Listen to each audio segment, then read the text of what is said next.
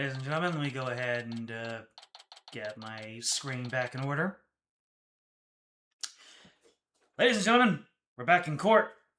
And as I started booting up, I realized that when playing an Ace Attorney game, maybe taking a stream off from it might not be the best play, just because all the information that I had prior has a bigger chance of falling out. So I might have a reason to make y'all judge me this time. We'll just have to see.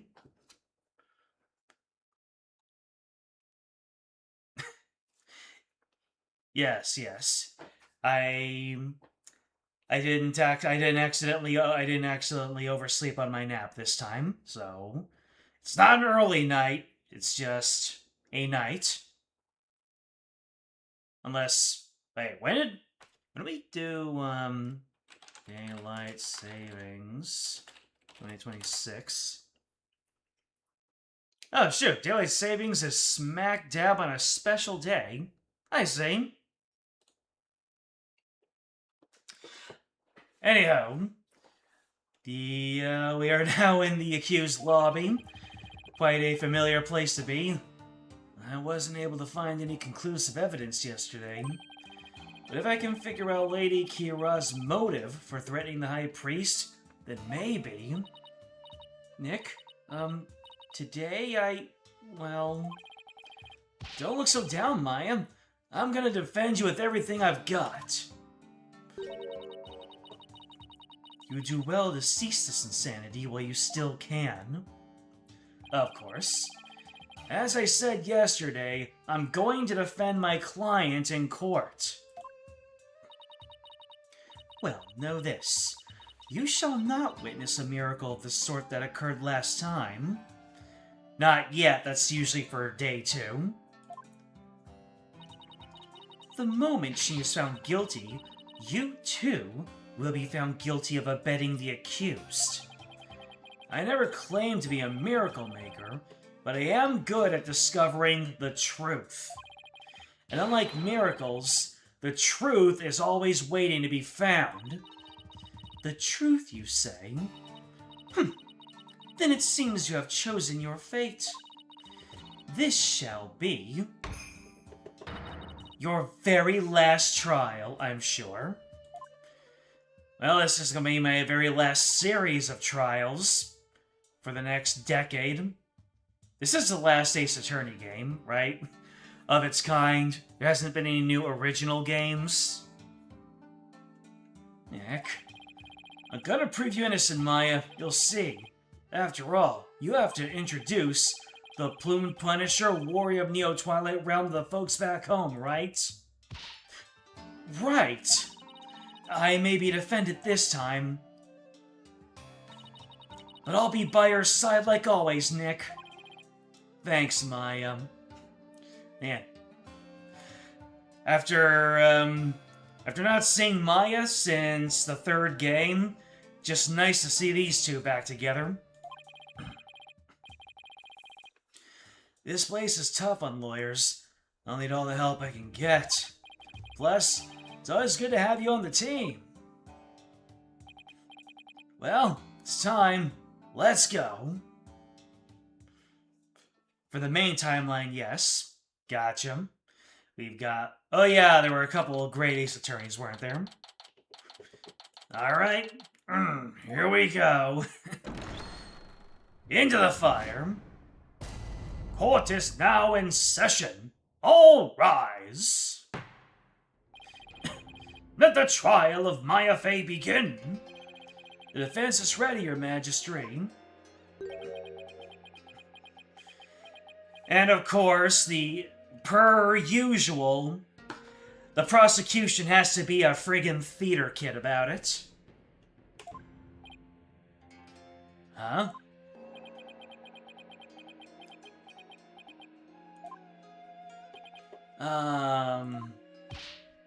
Quiet? Can't you see Prosecutor Sadmati is absorbed in silent prayer? Great. The trial's barely started and the judge is already mad at me. He's very devout for a prosecutor. Oh man. We even get to have Maya do her usual courtside manners. Love to see it. In 3D, no less. Why is the accused standing over there? Oh, well... Your Majesty, in addition to being the accused, she is also my assistant. The accused is your assistant, you say? Very well, then. A criminal does indeed make a fitting partner to a lawyer with a defiled soul. Have you already forgotten how the last trial went, Your Majesty? That wasn't very nice. Yeah, well, bad-mouthing lawyers seems to be a custom of sorts here in Khura'in. I must say, I'm surprised to see you still here in Khura'in, Mr. Wright. And even more so, I find you in the hall of justice once more. I cannot fathom why you would willingly risk your life in yet another trial. The answer is simple, Your Majesty. I am a lawyer, and this is what lawyers do. Although, to be frank, I'd rather be anywhere but here right now.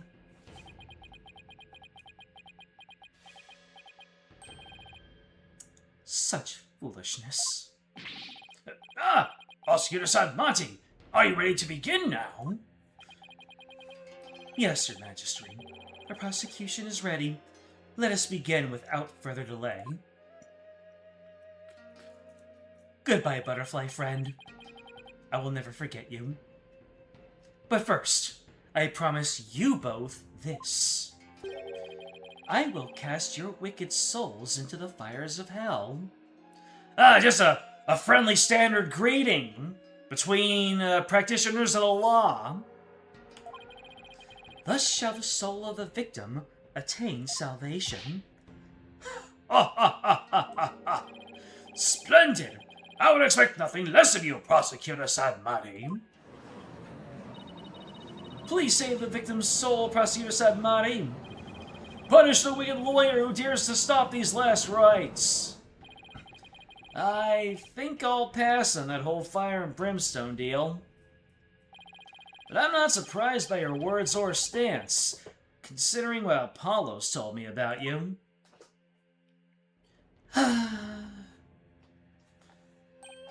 This is a different butterfly on my finger than the last one. So, it was you who instilled that putrid lawyerly guile within him. Putrid... what? He, too, must soon face the fires, lest his soul be lost to redemption. But I shall send you on ahead, so that he will not be lonely when he arrives. Sorry, I'm afraid it won't be that easy. People say I never know when to give up. Nervous, Maya? A little. Feels like it's been ages since we stood side by side like this in court. Too bad I'm the defendant. Don't worry. We haven't lost the case together yet. You're right. Let's give this everything we've got, Nick. Now then, Prosecutor Sadmati, would you please explain the case at hand? Of course, Your Majesty. Let us begin the last rites of the victim. Maya Fey has been charged with the crime of murder. The victim of her heinous crime was High Priest Tarust Inmi.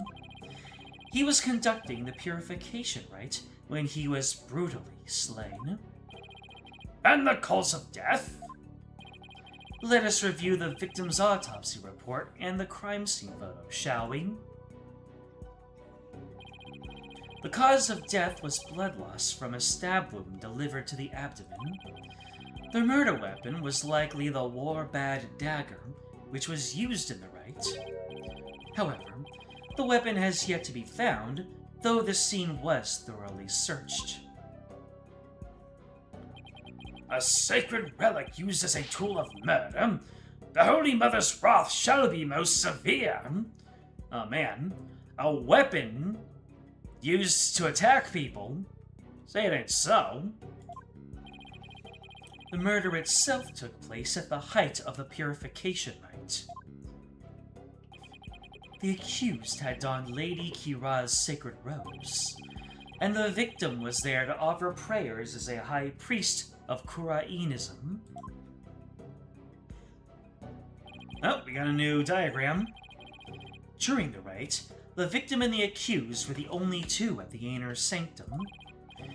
Therefore, the only person who could have slain the victim is Maya Fey.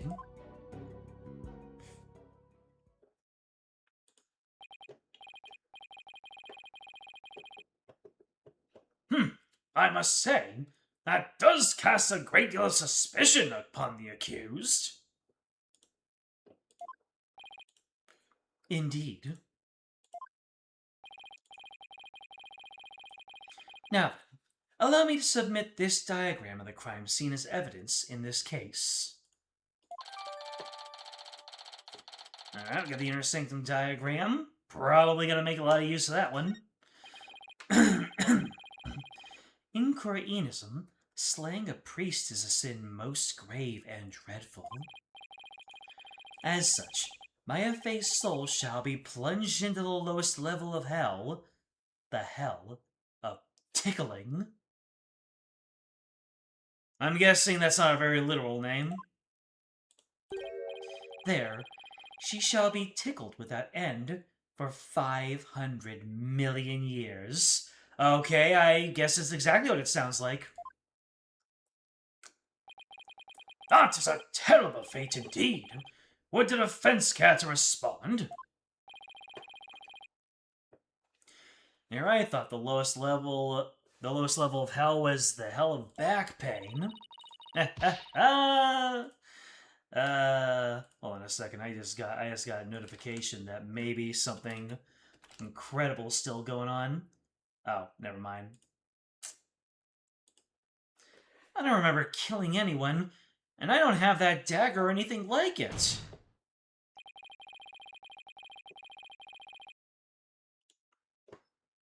Huh?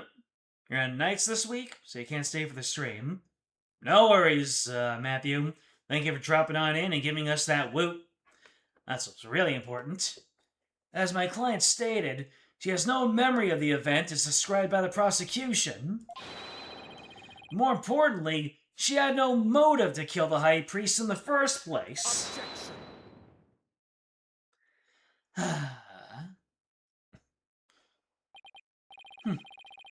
I thought you might say that. Nevertheless, the meaningless prattle of lawyers is utterly ineffectual here in the Hall of Justice. I'll show you who's ineffectual. For all will be made clear by her benevolence, Rafa Padma Khura'in's insights. So it is, and so it shall be. The divination seance reveals the truth for all to see. Here we go again.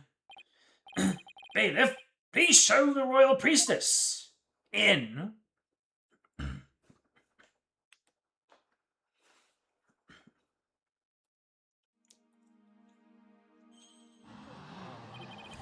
It's Princess Rafa. Oh, how beautiful her benevolence looks again today.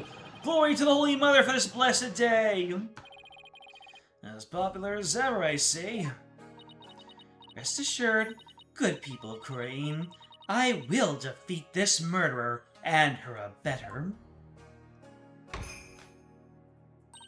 They shall not escape on their freedom expressed today. What a joy it is to have the royal priestess back in the hold of justice. May the Holy Mother grant us her divine favor. Ur'haid Khura'in.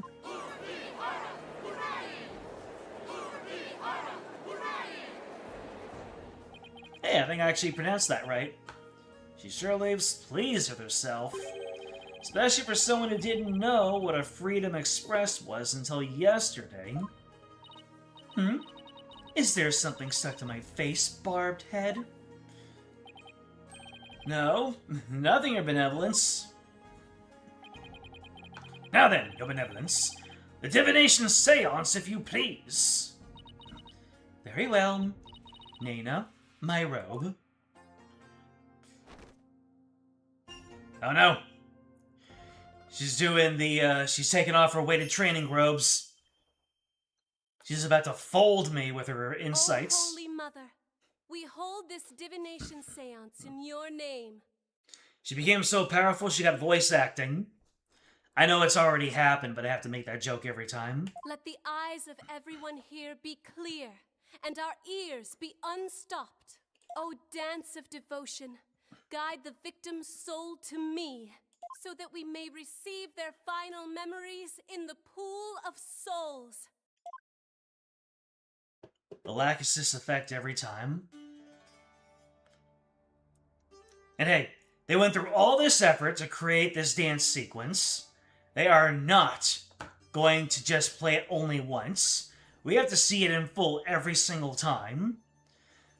You know, like a magical girl transformation.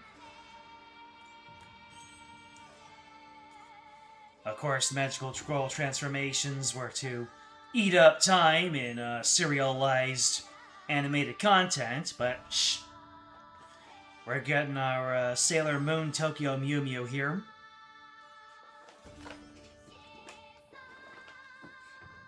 I need to expand my repertoire of magical girl genre knowledge, if that's all I know. I know Sailor Moon, I know Tokyo Mew Mew, and I know Madoka, but I... Do you consider a deconstruction to be an example?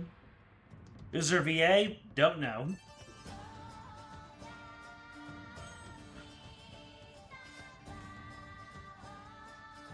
She do be schmoovin' though.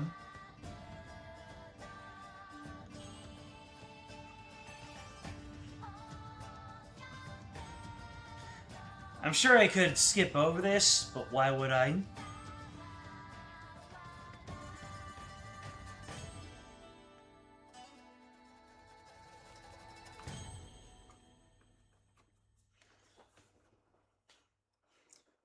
At least it ended with a superhero landing.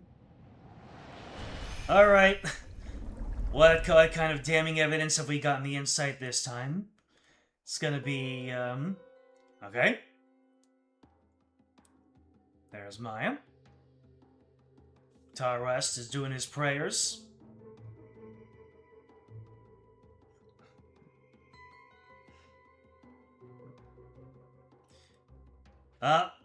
You blocked his sight. Rookie mistake. He feels wind. Uh-oh. Footsteps, incense, pain. That was some very stiff movement. Almost as if that wasn't a person, but like a statue on wheels that got shoved into him, knife first. Madoka is a tragical girl show. I see. Instead of magical, it's tragical. Why does it look like he ran towards her? Huh. Oh, that too. It just looked like she wasn't moving at all. Either she was being wheeled, or he ran into it. The victim's Mitama has spoken. The divination seance is complete. Right.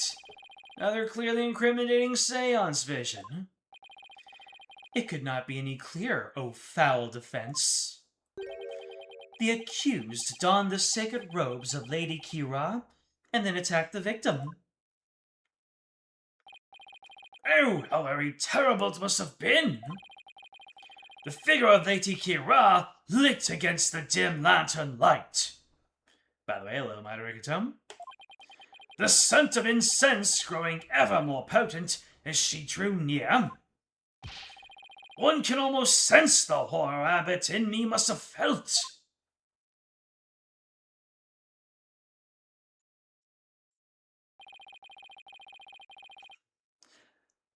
This butterfly is actually a microphone. No one can hear me if I don't have one. The facts are presented by her benevolence are indisputable. But that wasn't me. Do something, Nick. I'm working on it. That couldn't have been any clearer. Looks like I'm in for another uphill battle. The accused committed this vile act during our ancient tradition, the purification rite. Come to think of it, Wright's guide explains the multi-part purification rite in detail. The transformation rite. The high priest reads scripture, while a priestess dons the robes of Lady Khura'in. The rite of water. Lady Khura'in enters the spring, and the high priest purifies her, along with her dagger. The rite of fire. The priestess circles the sacred flames to purify her soul. Indeed, it would seem that the murder occurred during the transformation rite. The rite dictates that the high priest stand in front of the spring. Therefore, the accused must have attacked him from the direction of the broken lantern. Well, Barbed Head, would you care to object? Of course, because I know my client is innocent. Her asking Phoenix if he'd care to object has the same energy as, "I've got you this time, pal." Awful dark night for a full moon. Sounds like that's gonna be a point of contention.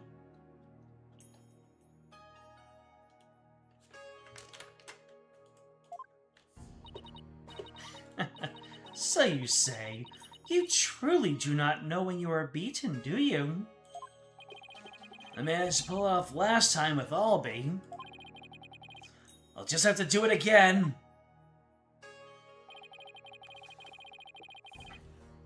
You intend to fight in default with a benevolence's insights yet again? It would seem lawyers are Khura'in creatures indeed. Look at the Khura'in. Khura'in! Khura'in! What exactly is a Khura'in? Someone who's a real piece of work, so to speak. So they were basically calling me... Actually, is it even something you can say on stream? I was about to say a word in another language that I thought meant something different, that I thought meant a similar thing, so they can call me what they want. The only thing I care about is uncovering the truth. So, Barbed Head, are you foolish enough to risk your life for your so-called truth?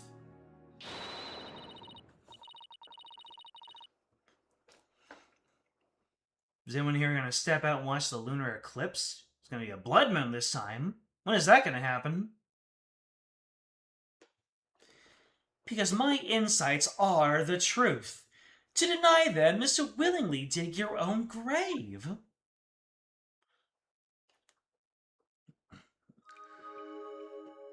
Alright, let's cross-examine the insights of the dead. The victim commenced the purification rite by bowing to the lanterns and reading a sutra. As the first part, the transformation rite, ended, he lowered the sutra. Suddenly, he heard the accused approaching footsteps and smelled her incense-laden robes. It was then that the victim felt an intense pain. I believe this is when he was stabbed. As his life's blood spilled over, his vision dimmed, till finally he passed from our world. That is everything the victim experienced in his final moments. So as where Maya and the High Priest were during the rite. All we know is that 1 second Maya was there, the other second, something or someone wearing the robe was. Dressed in the sacred robes of Lady Khura'in, the accused rushed the victim head-on. The brutal stabbing she perpetrated could not have been any clearer. Oh, it's tonight. Well, Is is that going to be happening all throughout tonight? Because I'd say that I'm a little bit indisposed. Yes, it is plain for all to see. No, it wasn't me. A sudden drowsiness came over me during the transformation rite. I didn't even get a chance to put on the Lady Kira robes.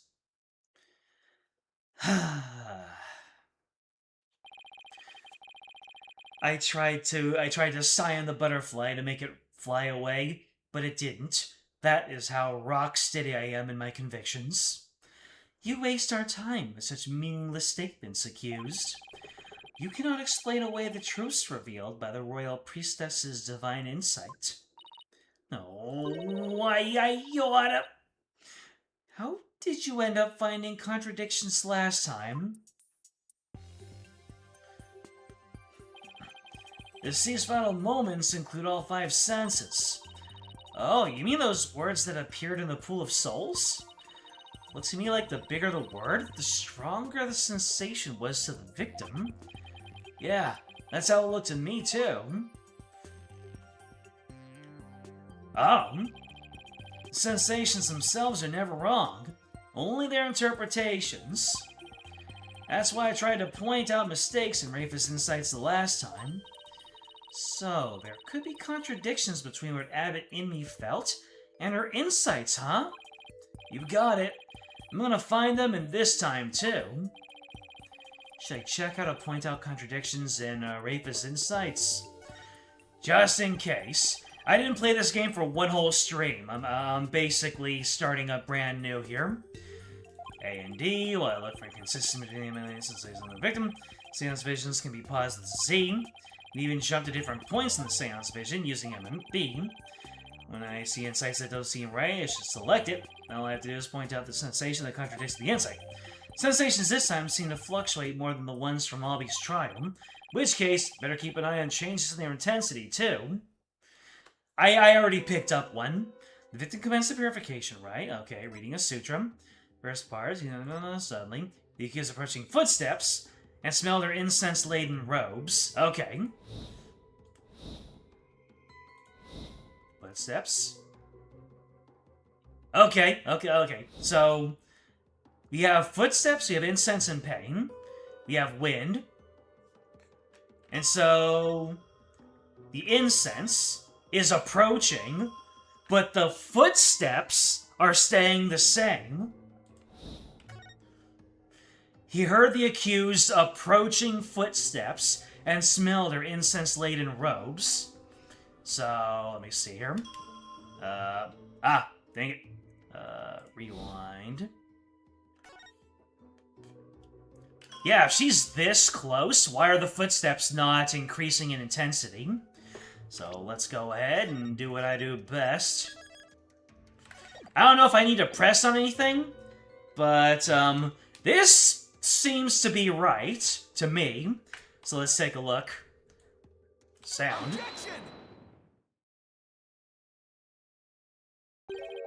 Ah! Got it in one. The footsteps didn't get louder. Well, sheesh. Be direct, will ya? The victim supposedly heard the accused approaching footsteps. But did he really? What nonsense is this? Is it not abundantly clear? No, it's not. Because there is something strange about those footsteps. Strange? Explain yourself, barbed head. The footsteps are strange because they don't get louder. They're not getting any louder. And why exactly does that matter? Please focus your attention on the incense the victim smelled. The scent grows stronger as the accused approaches.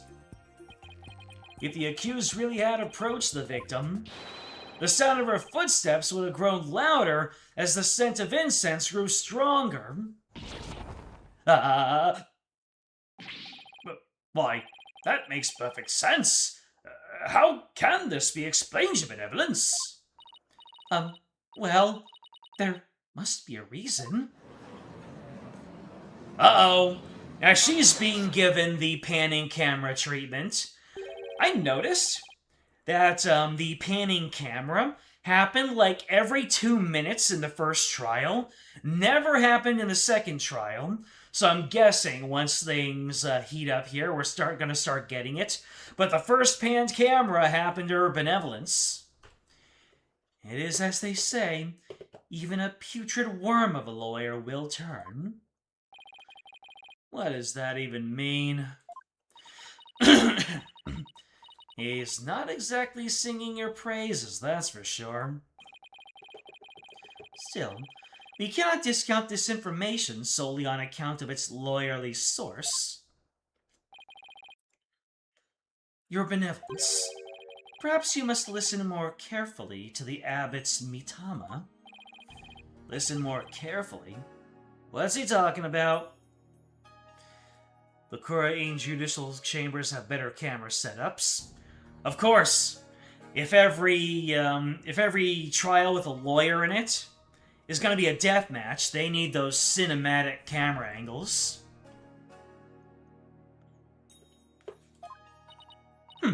Yes, it would appear so. I shall try to refine the sensation. Refine the sensation? So first we have updated autopsy reports, now we have refined sensations and insights. I can more accurately gauge sensations by deepening my communication with a mitama. I didn't know you could do that. Why have we never done this before? By refining a sensation, a clearer picture of the truth can be discovered.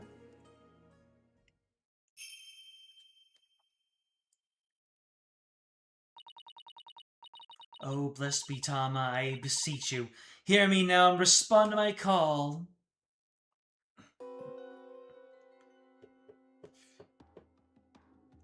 Bells? Footsteps changed into bells? What could this mean? Bells? The only bells at the scene of the crime were... that jingling must have come from Abbot Inmi's bells. You mean those big things he had in his ankles? Well, there you have it. The sound of bells was from the High Priest's own footsteps. Then that means... If the footsteps belonged to the victim himself, it means it was the victim who was moving, not the accused. There you go.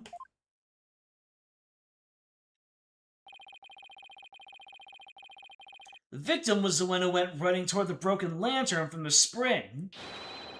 A far cry from what her benevolence's insight would have us believe. Inner sanctum diagram updated. The question now is, what does that mean for the trial? How's Naida gonna spin this? But why would the victim have approached the accused? Maybe he was trying to defend himself. Explain.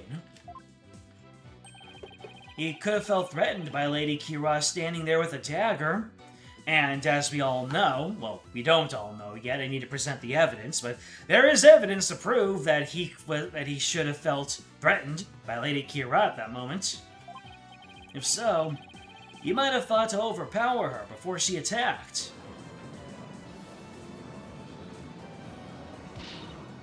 Still your voices! This is nothing but a theory! A game theory! And a poor one at that! Be not led astray by this lawyer's obvious postulation. While his insolence is inexcusable, I would ask that you calm yourself, your benevolence. Is there something you would care to say, Prosecutor Sadmari? Even if it was Abbot Inmi who moved, it does not negate the accused's crime. What do you mean? The accused was likely waiting for the High Priest to approach. And as he neared, she plunged the dagger into him. It is as simple as that. Oh, right. really doesn't change much, does it? Yes, it is as the prosecutor has said. In fact, it is as I meant to say all along as well. Sure you did. Sure you did, your benevolence. Right. That's why you were so shocked when you first heard it. Understand now, lawyer. That contradiction you conjured up has come to naught. Once I own my insights, it will vanish like the dying rays of the sun. Insight revised! He rushed the accused and tried to fight her off by the broken lantern. As his lifeblood spilled over, his vision dimmed till finally he passed from our world. Okay. See, the fact that it was Abbott in me who moved changes nothing. Come on, Phoenix. Gotta keep her cool. That contradiction I pointed out must mean something. That one sensation changed after Princess Rafa refined her vision. It stands to reason that something else might have changed too because of the refinement. I should focus on these sensations that have changed. Oh. While searching for more contradictions between them and her insights, I was not paying attention to every little thing. Alright, let's see. So, reading a sutra. Okay, so we got wind. Let me see here. Suddenly, he rushed the accused and tried to fight her off by the broken lantern. Alright, let's see here. Bells, incense, water. Pain. Alright, let's see here. So, what else has changed? Wind. Incense, bells. So the incense is getting closer. You have pain. And then water. You try to fight her off by the broken lantern. Alright, let's see what else is going on here. So it starts off. So we have one lantern to the left here. And then we have one lantern to the right. And the lantern doesn't exactly look broken, does it? But yeah, water. Water suddenly appears. It was then that the victim felt an intense pain. I believe this is when he was stabbed. As his lifeblood spilled over, his vision dimmed till finally he passed from our world. Huh. Why did the water stop as soon as the pain? And then, yeah, as lifeblood spilled over. So what does the water have to do with anything? Okay, the victim bound all lanterns and reading a sutra. The first part, the transformation rite ended. He lowered the sutra. Suddenly, he rushed the accused and tried to find her off by the broken lantern. It was then the victim felt an intense pain. That was when he was stabbed. As lifeblood spilled over, his vision dimmed till finally he passed from our world. So he got wind. So this was all footsteps, but then it was turned into bells. But the bells didn't even last that long.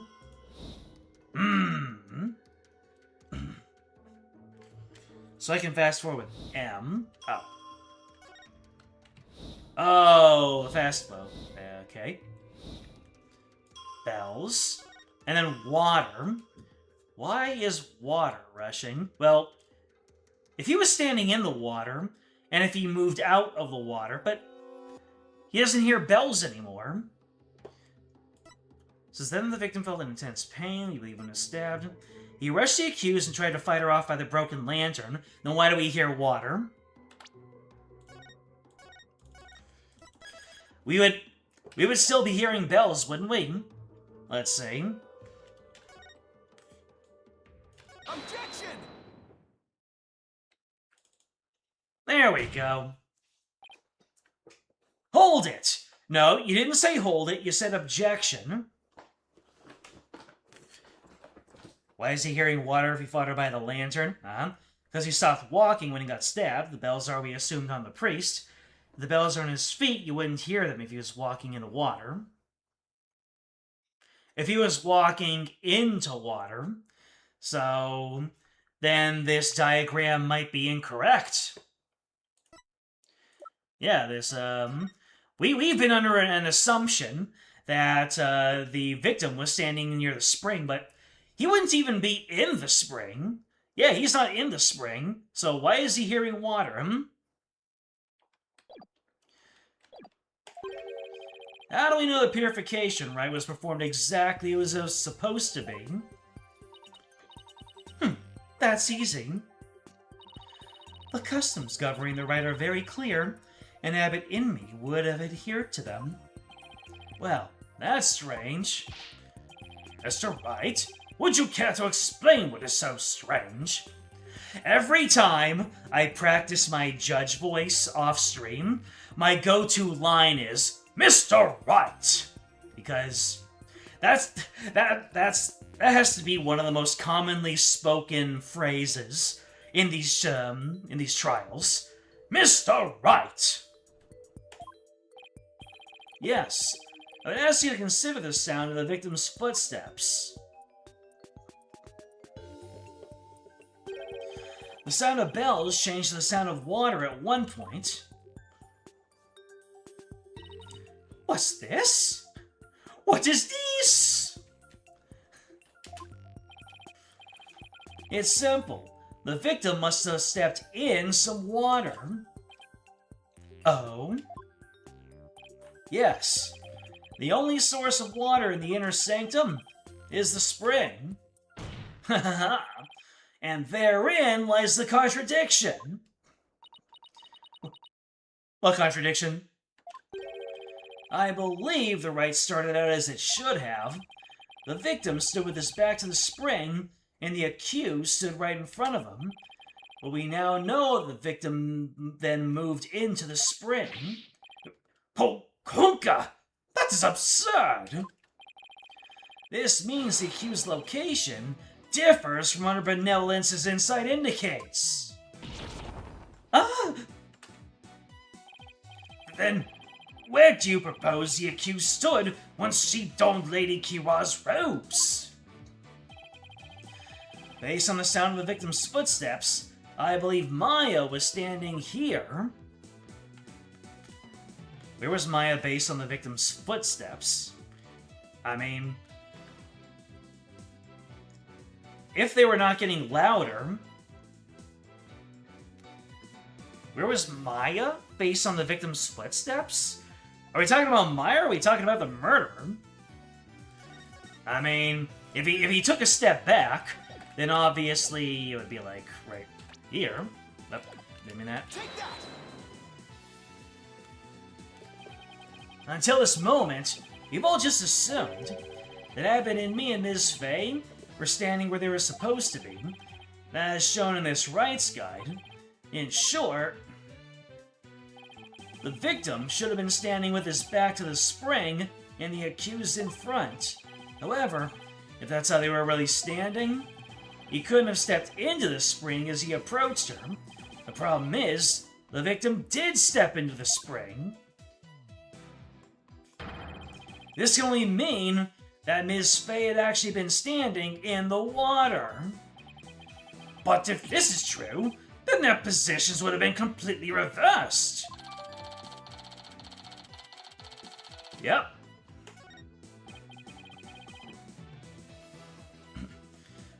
What is going on here, Miss Fey? Were you really standing in the spring? I'm sorry, but I barely remember anything about the rite. High priest would never make such an obvious blunder during a rite. What on earth? Is that even possible? Ooh, new Wraitha voice line dropped, I think. We really just do not hold steady to objection, take that, and hold it anymore. Everybody gets their own custom lines. Be that as it may, this does not overturn my insights. It doesn't? Let us say the accused was standing in the spring. So what? So what? This completely reverses their positions is what?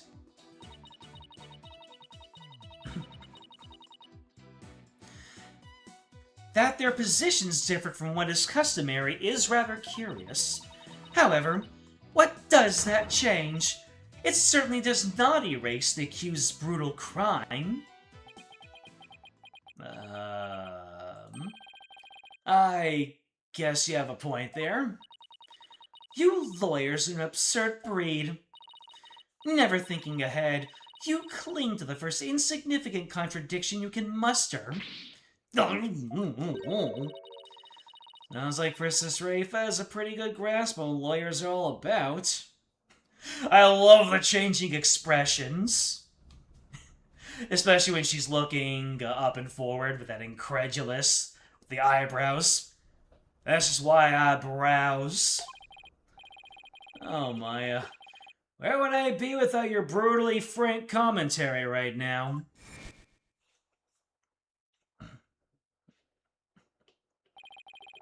Is this contradiction really meaningless? But something really doesn't feel right. Did I take a wrong turn somewhere? I will now amend my insight to account for this new truth. Insight revised! You rush the accused and try to fight her off by the poolside lantern. Becomes... Wait. By the poolside lantern, okay. Now the contradiction is no more. But the truth of the matter still stands, no matter how stubbornly you deny it. What do you have to say for yourself now, Mr. Wright? Nick? Your Majesty, this lawyer may have raised a trivial objection, but her benevolence's insights have no further inadequacies of any kind. Yes, so it would seem. Wait a second, but there is another contradiction. Are you hearing this, Butterfly? Still you flounder about, wretched beast. Though you rack that putrid brain of yours, nothing worthwhile will come of it. Maya, please tell you may remember something that might help us out here. Sorry, I really don't remember a thing. But now that the place of standing in has changed, who knows? That alone may cause a new discrepancy of the Princess Rafa's insights. That's right. We now know that Maya was standing in the spring. A major change like that could very well produce a contradiction. I should take another look at the inner sanctum diagram in the court record, and confirm where Maya and Abbott and me were standing, and focus on finding any discrepancies between their positions and the insights. Alright, let's see here. So, the new line is that he rushed the accused from the spring side lantern. Let me see here. So, the diagram is a spring side lantern. Which spring side lantern, though? Alright, any changes in the insight, though? Let's see here.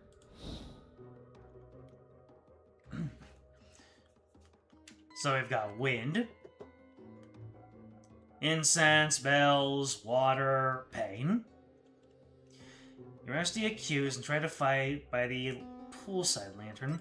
Alright, now that we know that she's in the pool, the victim commences the purification rite by bowing to the lanterns, reading the sutra. As the first part, the transformation rite ended, you lower the sutra suddenly. You rush the accused to try to fight her off by the springside lantern. It was then that the victim felt intense pain. I believe this is when he was stabbed. As light blood spilled over, his vision dimmed till finally he passed from our world. And then the diagram now is now reversed, and he ran to her. He tried to fight her off by the poolside lantern.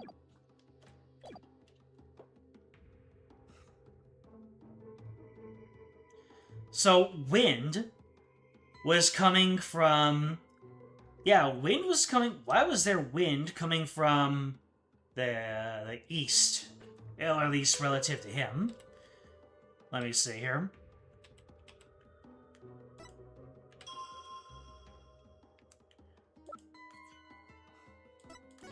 So, according to that, so there were a bunch of curtains wind would be coming in from the east unless the wind is just not part of anything.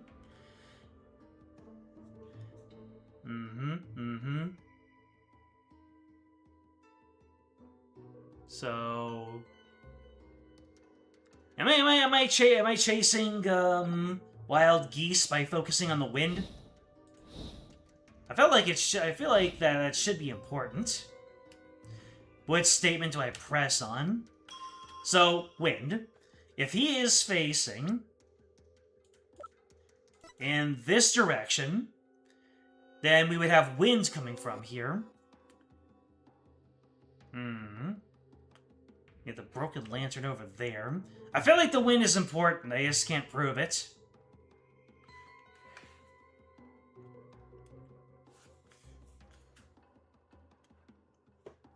Wind would blow away from Maya. Oh, does the wind change in intensity? Let's see. So, wind. Oh yeah, so the wind is... So is the wind coming from this way? Is it coming from his side, or is it coming from his front? Because, you know what? Since I'm so hung up on the wind, let's see. Alright. So you arrest the accused and try to fight her off by the spring side lantern. I don't know why I'm so fixated on the wind, but it must have been the wind. Objection! No, that ain't it, Chief.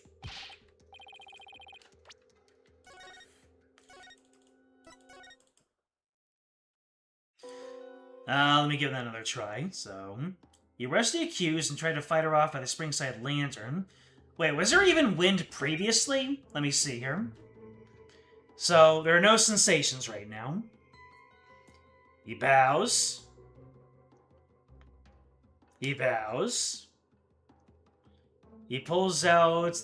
Yeah, he pulls out his stuff. He is reading. Wow, there are no sensations leading up to that. Light her up with a springside lantern. The first part, you lower the sutra. Suddenly, the victim commits verification from blowing, bowing to the lanterns and reading a sutra. First part of the transformation right ended. You lower the sutra. Suddenly, you arrest the accused and try to fight her off with a springside lantern. The victim felt an intense pain. That's when he was... You believe that was when he was stabbed. I mean, light spilled over, dimmed. You suddenly...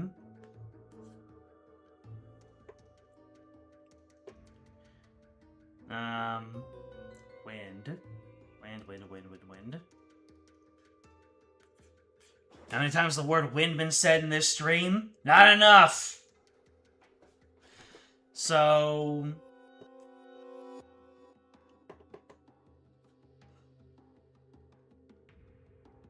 I don't know, I am missing something, but let me see here. What else can I point out here? So we have sight. Okay. Yeah.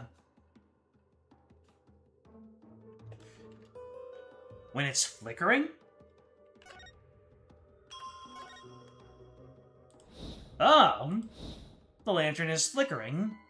Yeah, no, I didn't figure that one out.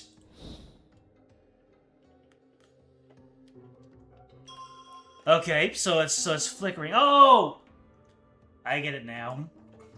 So the broken lantern, the wind would not affect the lantern because the lanterns are surrounded by glass. But if that's the broken lantern, if that isn't the broken lantern, why would the wind affect it? Interesting. Okay, so I guess then fight her off by the springside lantern. There you go. Okay, I gotcha.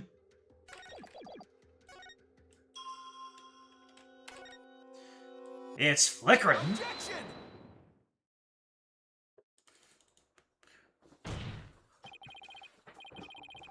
Your benevolence. I found a new contradiction. You did? No doubt it is but another one of your vile attempts to slander my insights. Nope. Take a good look at what the victim saw. Just might change your mind. The lantern flame behind the accused was flickering. There was nothing unusual about that, especially as the wind had but stirred. No, that's where you're wrong. If the accused had been standing in the spring... Alright, I get it now.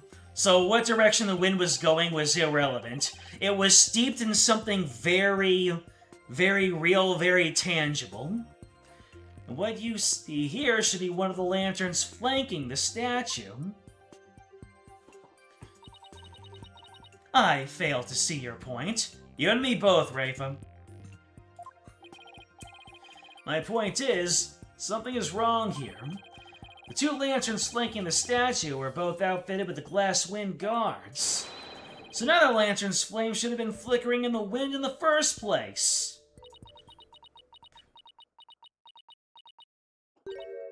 Heh.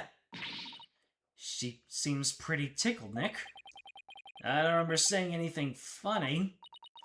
I fail to see what you wish to prove here, but... Very well. I shall refine the vision and reveal the truth for all to see. Insight revised! Oh, bless me, Tama, you beseech. Fix your sight upon the lantern there.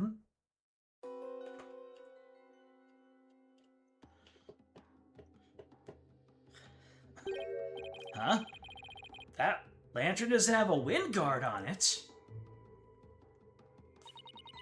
And rightly so. For the wind guard was removed to reveal the sacred flame within for the rite of fire. Therefore, there's nothing odd about the flame flickering. Say what? No, it's more like, say what? But when we searched the crime scene, those lanterns had their wind guards on. That's because the police put them back on. The sacred flames have burned uninterrupted for hundreds of years, Defense. We could not risk them being extinguished, even during an investigation. That would never fly back home. Well, Barbed Head, are you done quibbling? If so, then it is time to bow down before this testimony of the Mitama. Nick? Don't worry, Maya. I'm just getting started. Alright, let's go over everything we know so far. Maya was wearing Lady Kira's robes and standing in the spring.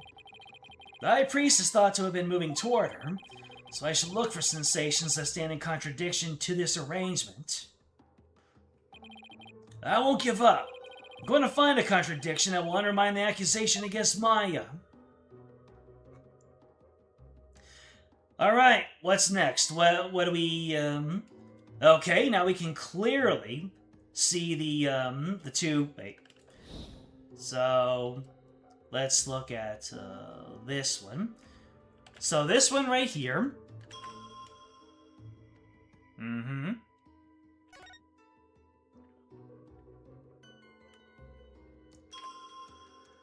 So, is that the only one that gets removed, or do both of them?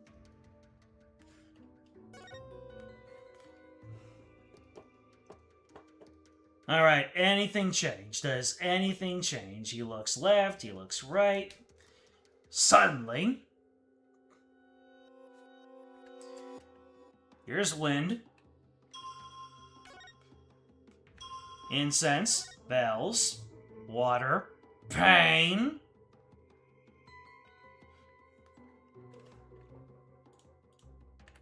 Alright, let's get it started again. That one is broken when he bows to Maya. Now it's not broken.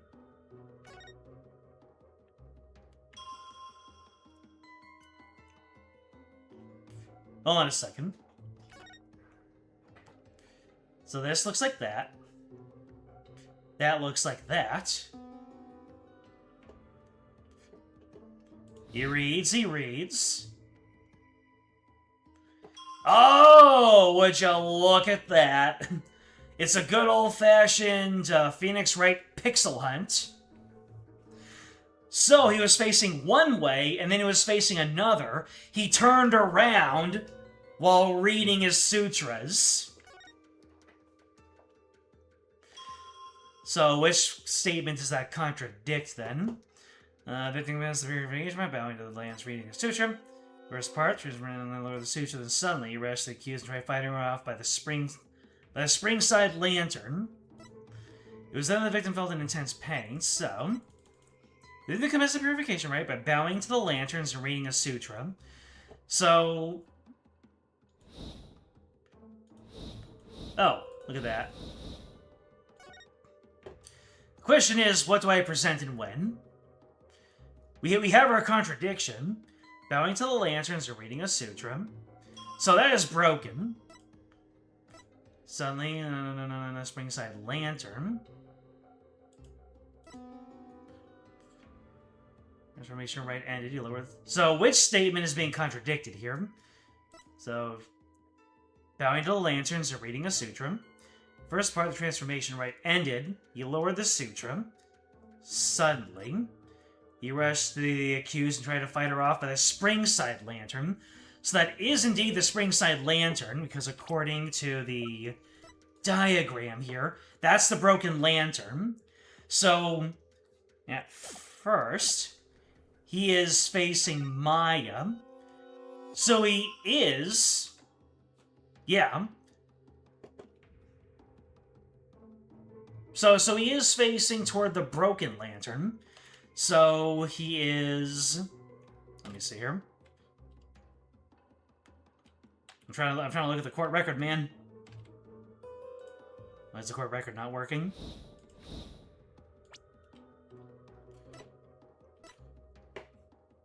Okay, so he starts off looking in the opposite direction, and then while he's reading the sutras, he turns around. So Maya is actually standing to the south here.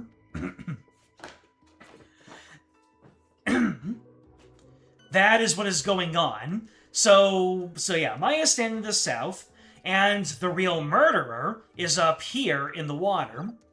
The question is, how do I move this forward? You're arresting the accused and trying to fight her off with a springside lantern. So the question is... oh, I just have to point him in the direction of the one that's broken. Yeah. So that is not the springside lantern. So if we were in the same place, let me see. So I have to point out the lantern in one of these. And my guess is I'm going to have to point out the broken one. Objection! There it is. What could this possibly mean? That lantern clearly contradicts the insight, but this contradiction will overturn the entire case I've been building. Are you all right, Mr. Wright? 1 minute you shout out, and then the next you fall silent. Perhaps it is like the bellow of one who is barreling down a hill with no way of stopping. Is that not right, Prosecutor Sadmati? Uh-oh. Has Sadmati realized it? Don't get cold feet now, Phoenix. Even if this overturns the entire case you've built so far, the only way to keep moving is forward. Because that's where we'll find the truth. Sorry, but I'm not barreling down a hill.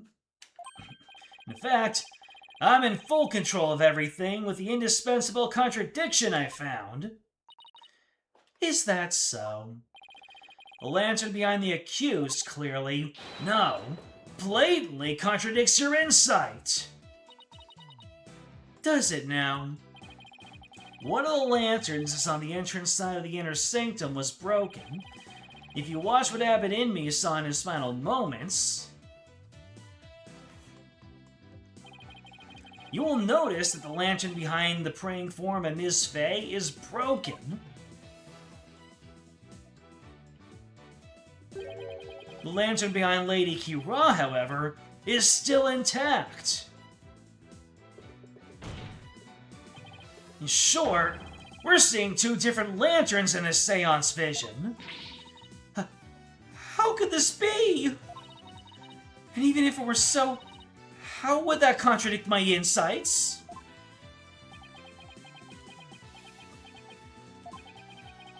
Let me start by saying, the claim I'm about to raise will overturn the case I've built thus far. Will the defense please explain himself? Based on the broken lantern, we can tell Maya and Abbott in these, positions, where the accused and the victim were standing. But did you not just finish asserting that the accused was standing somewhere else? I did, and I built my argument on that faulty premise. But thankfully, it has led us here, to the actual spot where Maya Fey was standing.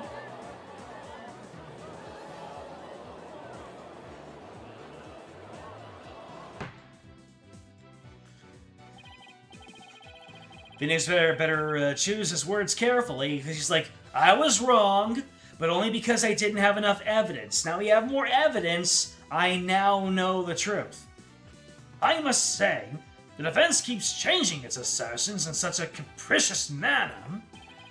Its credibility may come into question.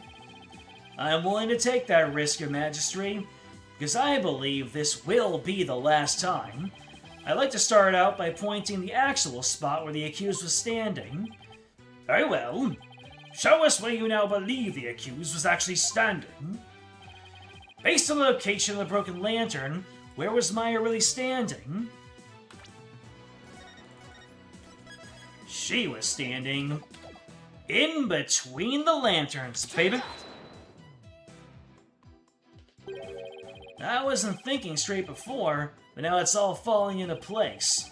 We know the victim had stepped into the spring. That means Maya Fey had to have been standing in the water as he approached. However, his memory, which has only now become clear, reveals that Ms. Fey was standing by the side of the broken lantern. In other words, she was standing where he was supposed to be according to custom. Does that not bring us back to the very beginning?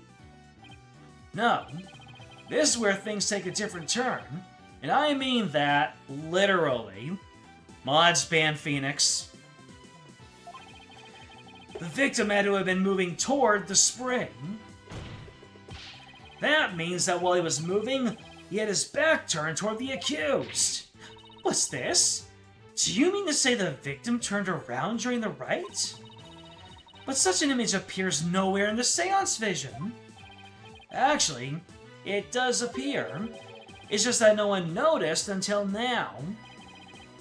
No one noticed? How could no one have noticed something so big?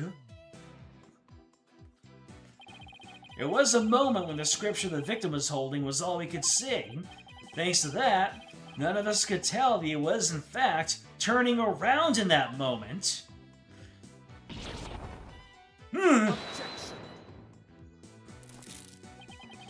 If it is as the defense asserts, then her benevolence's insights no longer make sense.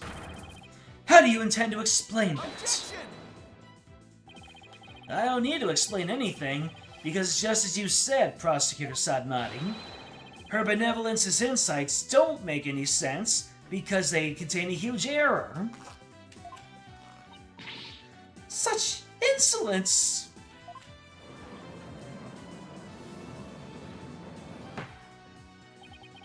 A huge error, you say?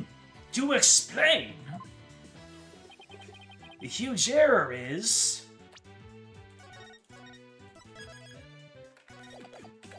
the number of people there. I believe this is what happened at the scene of the crime. The victim was reading a sutra when suddenly he sensed someone behind him.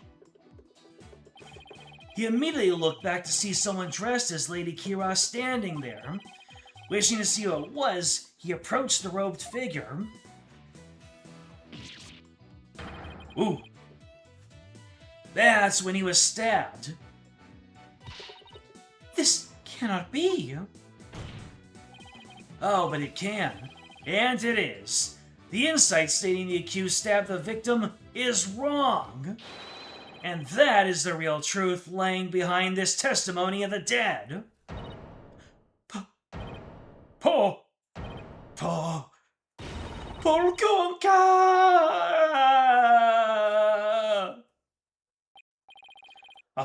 Are you suggesting that there was someone else at the scene of the crime?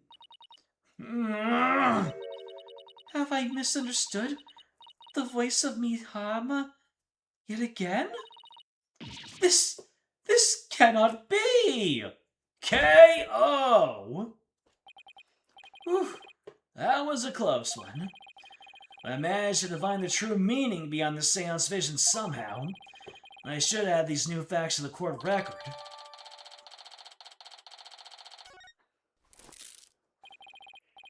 Your benevolence, please allow me to take it from here. I will overturn the brash accusations of this faithless, putrid-minded lawyer. Yes, I shall place my trust in you. Bye, have a great time.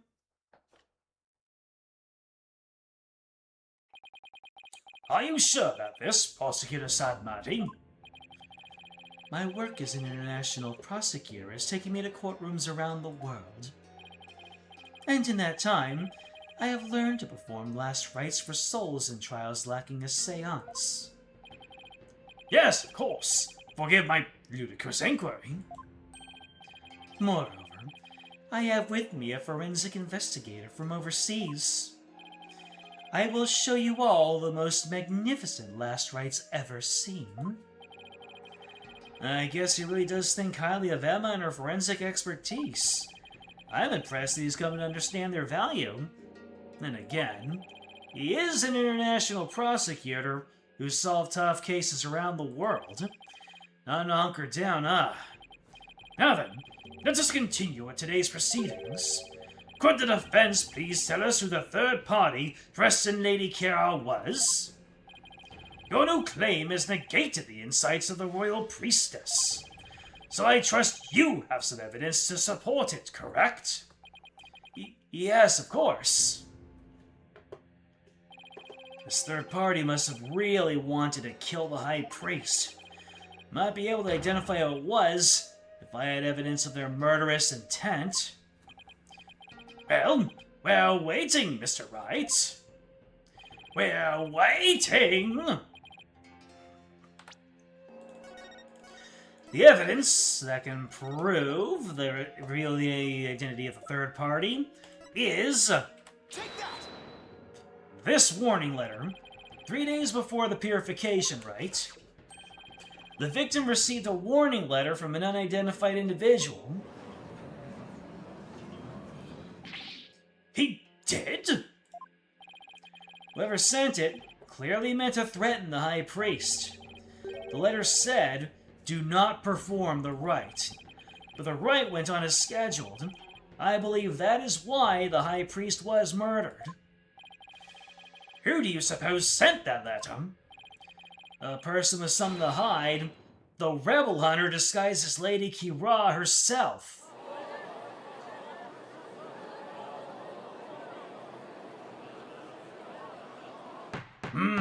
What does it mean? What does it mean?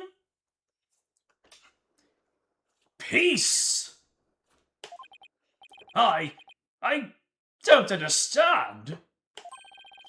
I had heard the Lady Kira that has been in the news of late only hunted rebels. If so, why would she have killed the High Priest? Excellent question. Maybe it would help to think of it this way. What if the High Priest had secretly been a rebel? The High Priest, he couldn't possibly have been a rebel. The High Priest, a devout follower of Khura'ism, a rebel? Do you even comprehend the blasphemy of which you speak? Well, do you? I, too, found it hard to believe at first. But as I continued my investigation, it started to become more and more plausible. The third party was a rebel hunting Lady Khura'in, and the High Priest was a rebel. Huh! Your mockery of Khura'anism, no. Of the kingdom of Khura'in itself knows no bounds. Whoops. That shameless folk-cooking lawyer! He's making a mockery of our religion!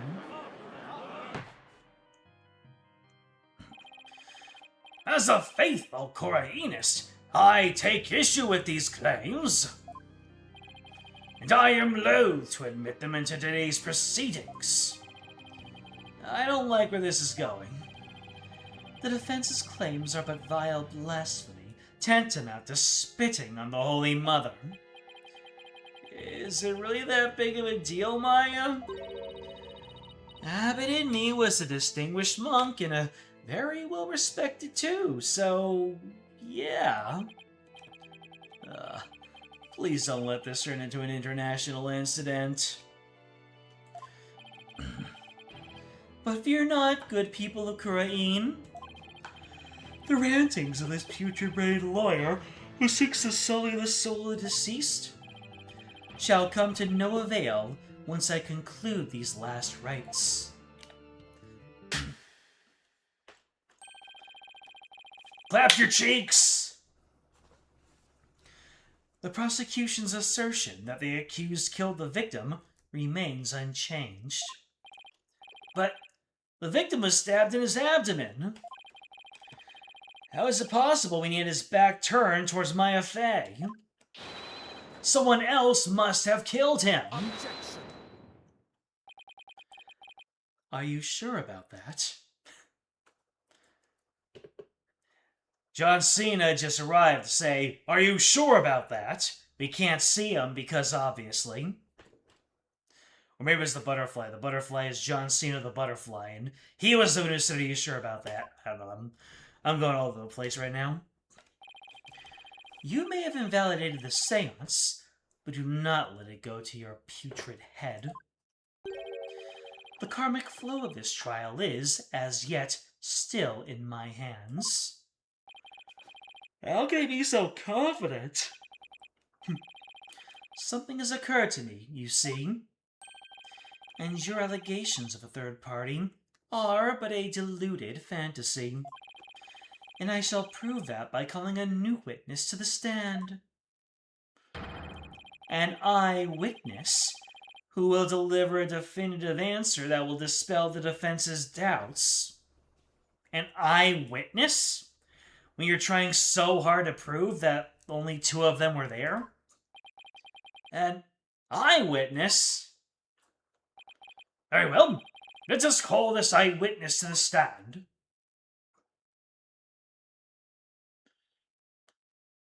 Lieutenant Surge? Oh! The Shaggy Man! It's him again! Well now, he has to be the shaggiest witness I've ever laid eyes upon. Please state your name and occupation. What voice did I give this man? Oh, I'm, that so-and-so, whatchamacallit.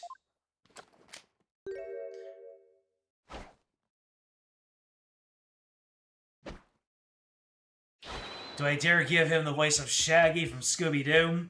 But I'm trying to cut down on all the torment to my voice. Anonymous TBD. At least, that's what they've been calling me. Or maybe I should give him the Shaggy voice because he's trying to hide his identity. TBD? As in, to be determined? Can't you just tell us your real name? The witness has suffered a blow to the head, rendering him amnesiac. Therefore... I named him anonymous TBD in my report, but he thinks TBD is part of his name. Objection! You're letting an amnesiac testify? Have no fear. I have already questioned him at length.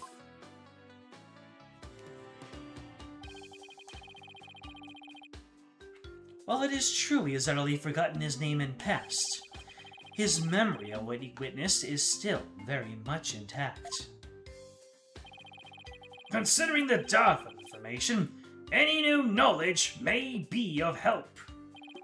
Therefore, I will permit his testimony. Now, Mr. Immus, please tell us what you saw.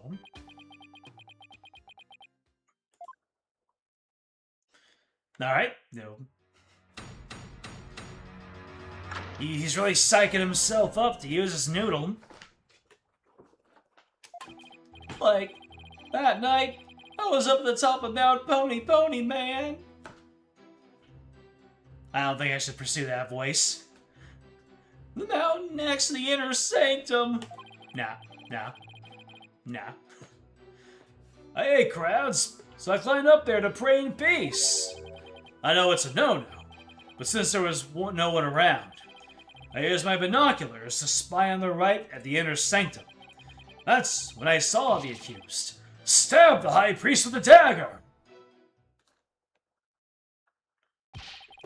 There's no way you saw Miss Face stab the victim with a dagger. I swear I don't know what he's talking about. Or don't remember at any rate. Mount Pony, the beautiful mountain that is also known as the Little Sanctum. They must be talking about the smaller mountain from the poster. Mr. Immus, I was wondering. What can I do you for, man? The inner sanctum lies at a high elevation where clouds and fog can obscure the view. Are you sure you were able to see what happened from the mountaintop next to it? Good point. His Majesty raises an excellent question. Well, Mr. Immus? On the day of the rite, there wasn't a cloud in the sky, man. Like, I had a perfect view. If you don't believe me, check the weather forecast in the paper that day. Nick, don't we have the newspaper for that day? Yeah, let's take a look. Weather forecast. The area around the inner sanctum will enjoy calm, clear skies, doesn't it?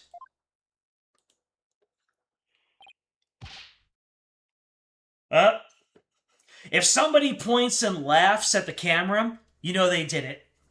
Anonymous did it. Or whoever Anonymous actually is.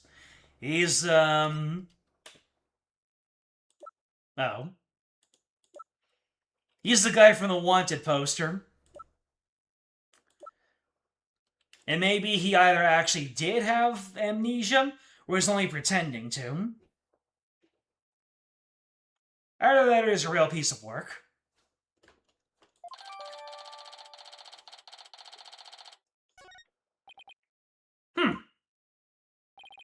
Well, it would appear the witness has offered testimony worth hearing. Mr. Immus, I too have a question for you. Did you already question the witness? Well, that's what I'm here for, right? Like, shoot, man! How was the accused holding the dagger? Was she holding it underhanded, its blade protruding from the bottom of her hand? Yep, I believe she was, man! It's called reverse grip. Huh, I thought as much. Hold it! Hold it! Right there. What bearing does that have on this case?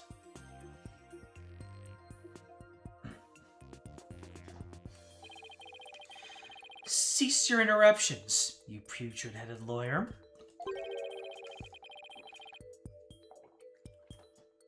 Do you not see the significance in how the blade was held? Why don't you enlighten me, oh enlightened one?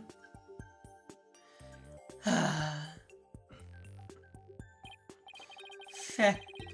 I knew you were a fool. I can already picture you in your next life. Next life? Yes. After your soul writhes for centuries in the pits of hell, you shall be born as a witless sea urchin with barbs limited to your posterior.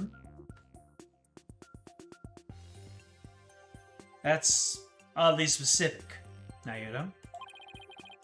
You shall live a short, inconsequential life only to be brutally devoured by a sea otter. That was a bit excessive. I simply asked what the dagger grip had to do with the case. Now pay attention. How the accused held the dagger is of vital importance. With such information, we can infer exactly what actions she took. You were saying that the victim was killed while he had his back to the accused. Is that correct? Yes.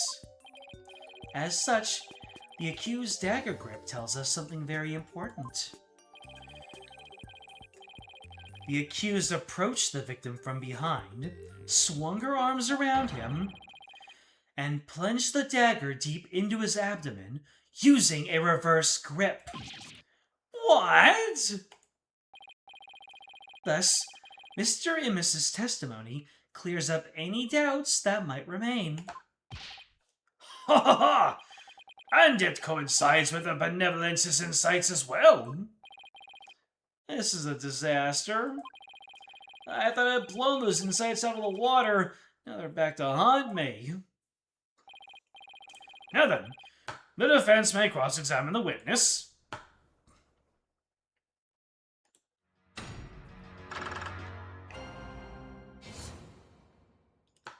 The night of the murder. That night, you're at the top of Mount Pony Pony, the mountain next to the inner sanctum. The 8 crowds, you climb up there to pray in peace. You know it's a no-no, but since there was no one around, use your binoculars to spy on the right at the inner sanctum. That's when you saw the accused stab the high priest with the dagger. Use your binoculars to spy on the right at the inner sanctum. How could you have done that with all those walls there? Oh. Some doesn't seem right about that.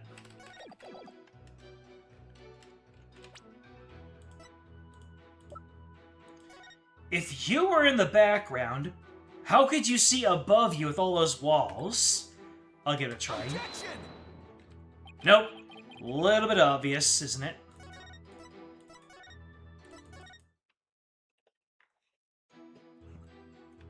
Hold it! You had a pair of binoculars with you? That's pretty convenient. You weren't planning to spy on the right all along, were you? Actually, I just happen to have them for bird watching, man. Bird watching, huh? I see. You're not gonna keep pressing them on this. You sketchy as heck, but I don't really have anything I can sink my teeth into yet. Oh. Okay then. I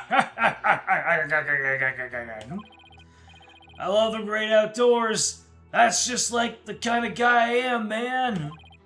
A guy called Anonymous, TBD.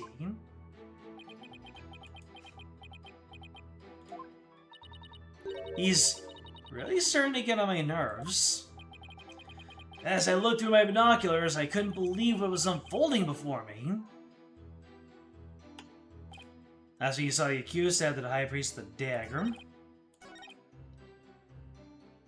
There was no one around.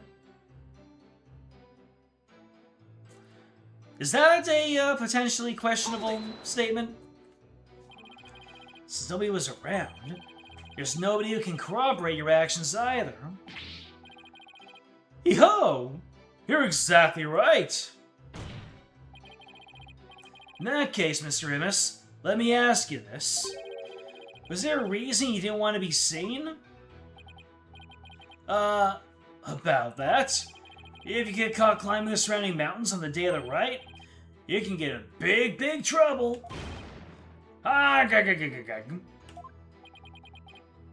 That's it. Yeah, it's totally embarrassing. Getting yelled at when you're like a grown-up man. Yeah, you're real grown-up, alright. Since nobody was around, I lost all inhibition and...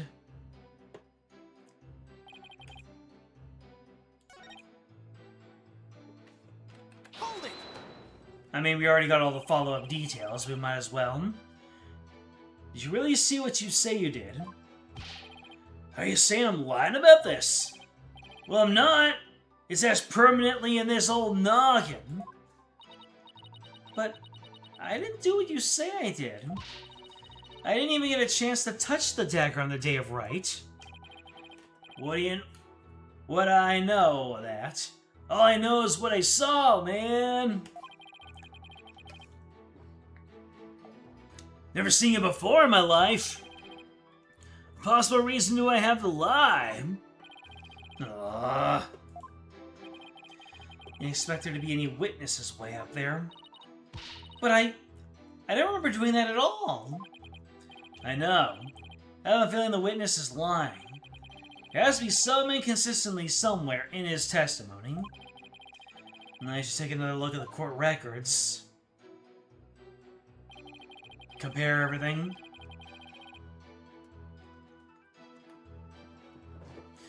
So you're at the top of Mount Pony, mountain next to the inner sanctum. Yay, crowds, you climb up there to pray in peace. Thought you said you were going up there for bird watching. Yay, crowds, why bother climbing to the top? Could you just as easily pray to the bottom of Mount Pony? Like, wrong, man! This is a once-a-year epic event. I wanted to pray as close to the actual thing as possible. You're so gung-ho about it. Why don't you go pray at the pause of devotion? Like I said, I hate crowds. Wanted to pray in peace, man. Phoenix is different models both in and outside of court. None too surprising. Oh, holy mother, why do I only get the annoying ones? My burning faith demanded I climb up the mountain closest to the inner sanctum, man. Also,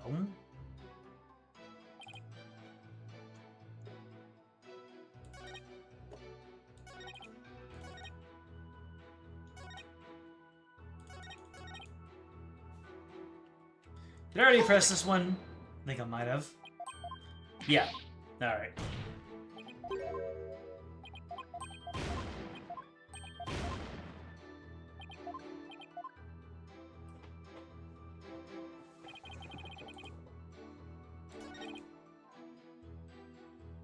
And I believe I already pressed this one as well.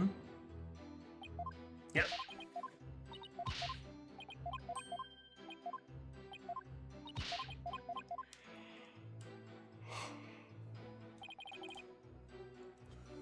Hold it! Are you sure you're not mistaken, Miss Remus? Was it really Mount Pony that you climbed? Oh, I'm sure of it, man! It was really Pony-ish mountain, man! What does that even mean? You know, now that I think about it, it was a mighty fine view, man! Alright.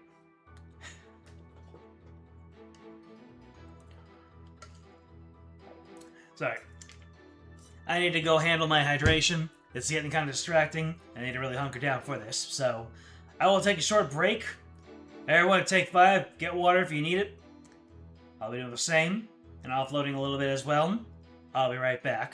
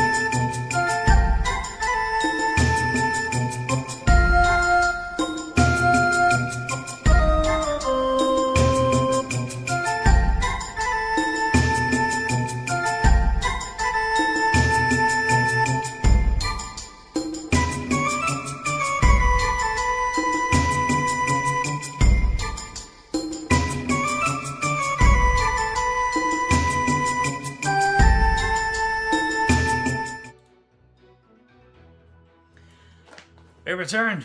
Thank you for waiting. Need a little bit of a walk off there. So, we're looking at this testimony where Mr. Anonymous is telling us that he. Let's see. Fortunately, I pressed the wrong button. Hold on a second. Hold on a second. Gotta clean up my my scene list here. So, he was at the top of the Mount Pony, whatever. He crowds, he climbed up there to pray in peace. It is what it is. Although, yeah, Mount Pony, huh? Let's see, Wright's Guide, May 9th newspaper, so... Lady Khura'in returns to battle rebels. Okay, purification right, day's purification right. The thick white ice that froze the grounds from the inner sanctum. The positive devotion until yesterday is melted. The right can now go on as planned. Huh. The thick white ice that froze. May 9th newspaper. Give thanks to the blessing of the Mother Lady Khura'in. Happy rocking.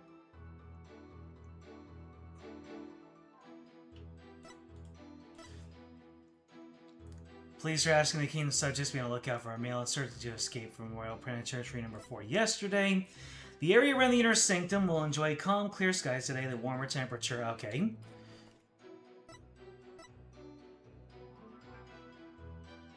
From the inner sanctum. And he was, where is he? Hold it! Oh, didn't mean to do that.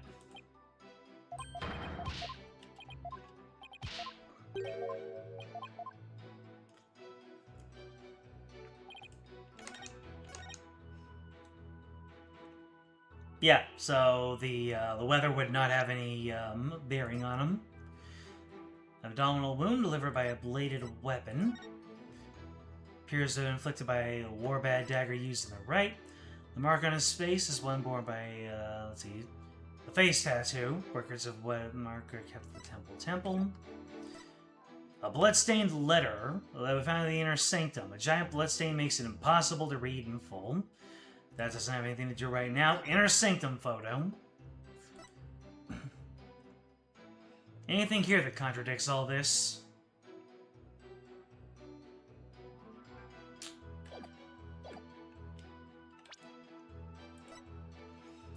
Prayer flags found outside. They have been sewn into a long banner. Wonder when these are going to be relevant.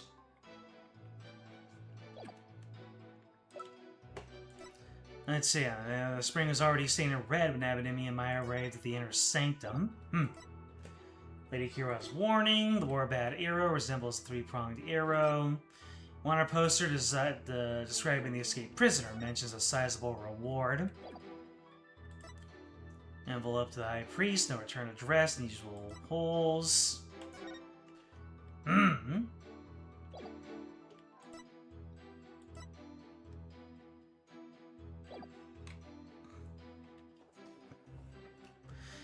At the top of the pony, hey crab, so you climbed all the way up there. Since someone was around, you used your binoculars to spy on the right of the inner sanctum. That's when you saw the accused stab the priest with a dagger. So, I still say that the relative height of these things made it like I'm still wondering how is he able to see it. So maybe I'm supposed to present on this one. Oh wait, royal curtain. Isolating it from the outside world, the entrance was shut during the rite. Alright, so maybe this one I present. The royal curtain. Objection! There you go. So I knew that the royal curtain was supposed to be the point of contention, but like I thought that the height distance was the important part. It wasn't the height distance. It was the royal curtain covering everything up. Your Majesty, I had my doubts about this bushy bearded witness, but now I know we can't trust him. Like, nani, man? You ain't just judging me solely on my bodacious beard, are you? Not at all, Mr. Immus. It's much more than your sketchy appearance. It's your sketchy testimony. His testimony, you say? Yeah. Recall the inner sanctum was that day. Specifically, it was completely enclosed by the ritual curtain. Why, yes, I believe you're right. The curtain would have been completely blocked the witness's view from Mount Pony Pony. Therefore, he couldn't possibly have seen the murder happen. Hoo-ha! Mr. Amos, have you been knowingly making false statements to this court? You got me! The witness will lower his voice. I didn't actually see the accused herself. He didn't actually see the accused herself? What's that supposed to mean? So he saw someone dressed up like Lady Kira, but he can't confirm it. Let me set the record straight, man. I beg you. Well, here it comes again. We just got out of testimony and we're back in. The night of the murder, amended. I saw their shadowy silhouettes projected against the ritual curtain, man. The figures were created by the light of the full moon on that clear and still night, man. She was just a shadow, but I could tell it was the accused, reverse gripping that dagger. Just a shadow? Shadows? That's what you saw? That's right. I could see what was going on by the shadows projected onto the ritual curtain. In the future, Mr. Amos, I'd rather you offer up accurate testimony from the start. Forgive me, my main man, Mr. Magistrate. Chalk it up my fuzzy memory, man. Though we saw but shadows, it is still valuable testimony. You gotta be kidding me. What are we gonna do now, Nick? All I can think of is to look for inconsistencies between the actual Wright and what Mr. Amos says he saw. Now then, the defense may cross-examine the witness once more.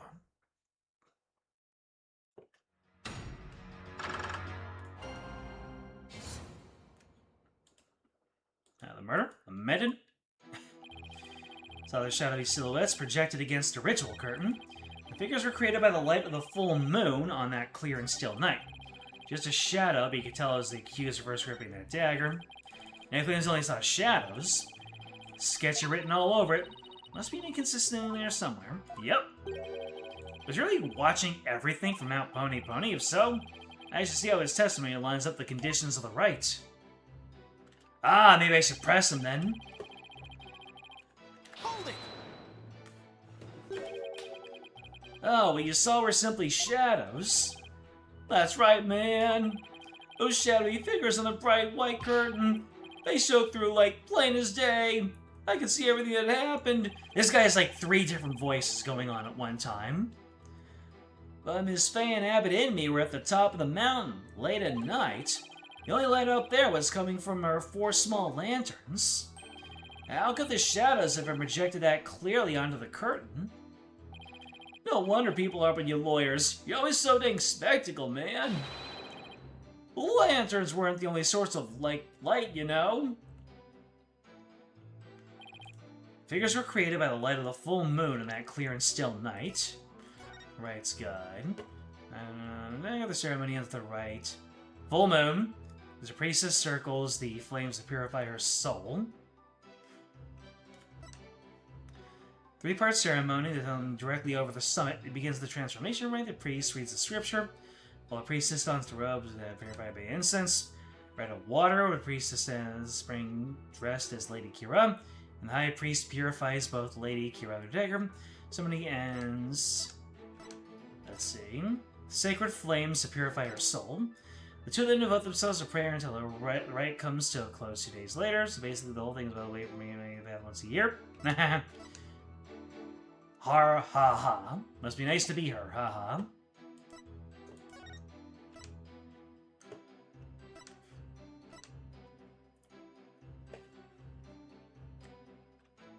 We'll see a cold front move in overnight.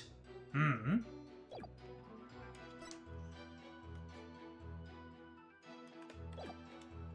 it! You claim to have seen shadowy figures that were projected onto the ritual curtain, but did you really see them, Mr. Immis? Like, of course I did, man! The bright moonlight projected them onto that curtain. Clear as day, man.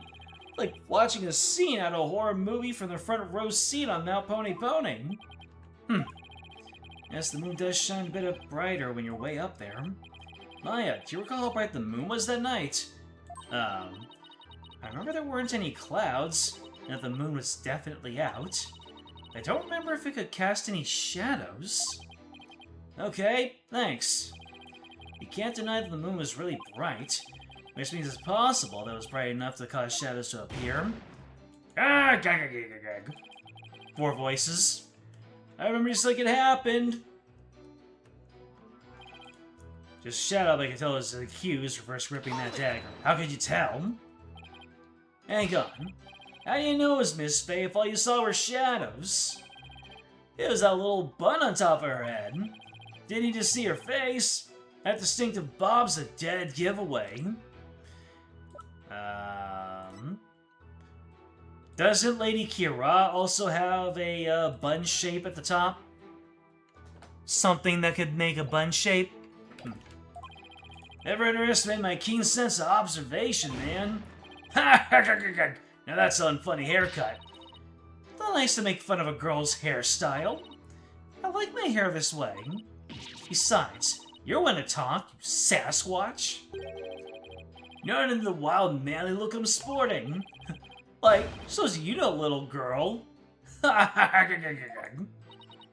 Nick, is there some kind of crime you can charge him with? I'm afraid it doesn't work that way. Now he claims he only saw shadows. Alright. Saw their shadowy silhouettes projected against the ritual curtain by the light of the full moon on that clear and still night. What can contradict the fact that the moon was out and casting shadows? If that's what we're trying to, that's what we're trying to prove here.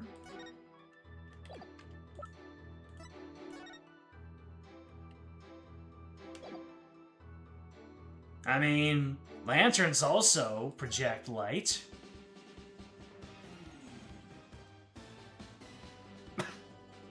We actually hear the Plumed Punisher's theme song when we're looking at it, when we're examining it in the evidence. That's great. Theme song again, matches the examining the song. Inner Sanctum, now Pony Pony.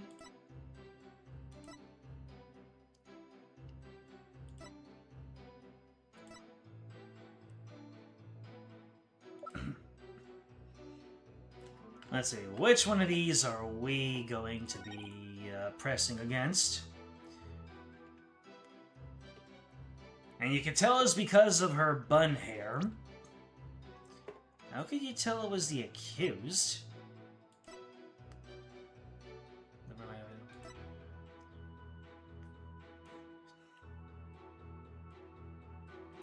Don't think these have anything to do with anything. The figures were created by the light of the full moon on that clear and still night, but no, if it was directly overhead, then the shadows would not be cast against the curtain. Like, yeah. The moon had to be directly overhead. So, I believe it says that. Yeah, moves directly over the summit. Objection! Yeah, exactly. If the moon were off to one side or another, then maybe. But if the moon is directly overhead, nah, brother. You saw the silhouettes projected by the moonlight. Sorry, that's just not possible. What do you mean, man? How's it not possible? It was totally possible. That's impossible, man. I think I'm gonna need a logical Lee's translation on that. Ahem. Let's take a look at this Wright's guide, shall we, Mr. Immis? The rite is held when the moon is directly over the summit of Mount Pony Pony.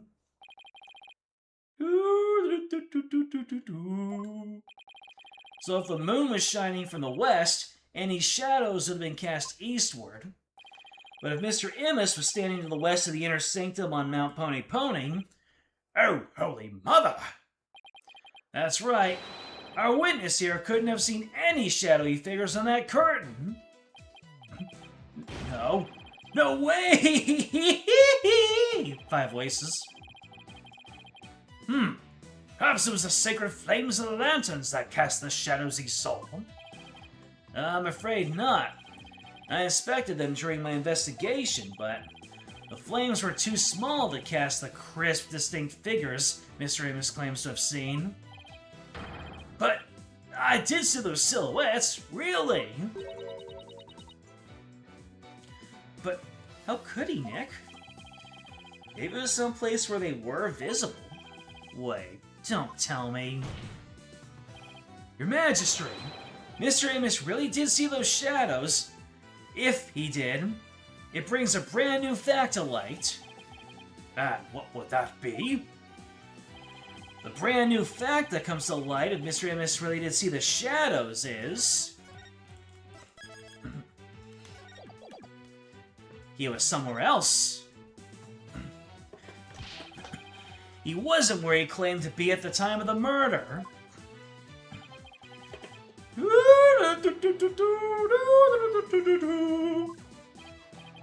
Oh, where do you propose the witness was? Someplace where he could have seen the shadow figures naturally. Wait, you mean...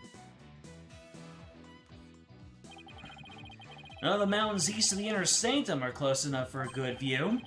That leaves only one place he could have clearly seen the shadows from. And where might that be? This is where Mr. Immis was at the time of the murder. Let me see.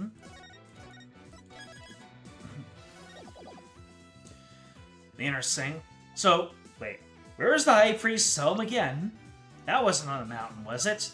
It was at, like, the foot of the mountain, wasn't it? Clergyman's mark on his brow. I forgot where the priest's home is, but was he at the inner sanctum? Yeah. Mr. Immis was at the inner sanctum, just outside the curtain on the east side. That's the only place from which he could have seen the shadowy figures. Hoo-ha! Really? Wow, I didn't even think of that. But wasn't the inner sanctum off limits to all but the victim and the accused? And the third party was up there, you mean? I get the feeling that's a subject Prosecutor Sadmati would rather not touch right now.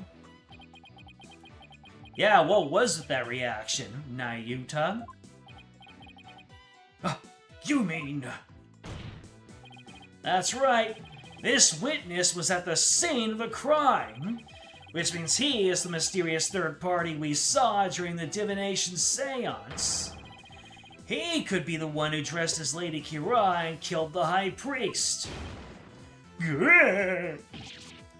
What? Objection. No one but the 2 participants were allowed anywhere near the inner sanctum, and the only way up there are the stairs that start down at the Plaza of Devotion. So tell me, how do you propose the witness entered that sacred place? Oh, you must have... I haven't thought that far ahead. The sanctum has sheer cliffs on 3 sides, and a steep, towering walk face on the other. No one could have made it there by climbing the faces of those cliffs. His Majesty speaks true. To say Mr. Immis was at such an inaccessible location is but a bit to tarnish his credibility. Is that not right? Right! I was at the inner sanctum. No sir, no how, man! At least, pretty sure I wasn't. Hold it! What do you mean you're pretty sure? Then what about those silhouettes you claim to have seen? I'm starting to think I've been imagining things, man. What? This is insane.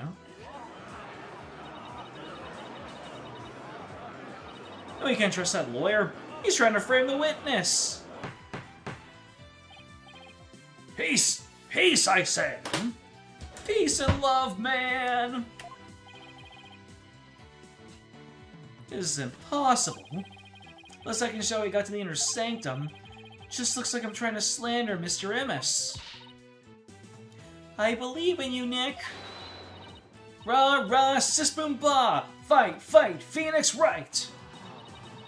Just look at the accused. Has she no shame? What's your problem, lady? Phoenix Wright is very trustworthy, I'll have you know. Maya just rolls up her sleeve.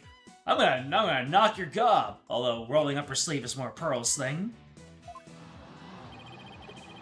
She's got some nerve for a criminal, and I bet that lawyer poisoned her mind. Please, Maya, you're only making it worse. I appreciate the vote of confidence, but probably best to keep it to yourself for now. I would advise the defense to think carefully before making any more sudden outbursts. Yes, Your Majesty. If I wasn't the bad guy before, I definitely am now. Now, Mr. Emmis, I would like you to think back carefully before you testify next about where you were that night. Wasn't the jail at the top of that mountain?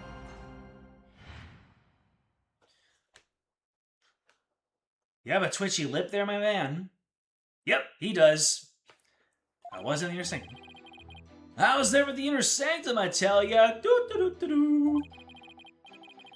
That much I'm pretty sure of, even with a fuzzy memory. Besides, it would have been impossible to get there in the first place. Boy, you lawyers sure are scary.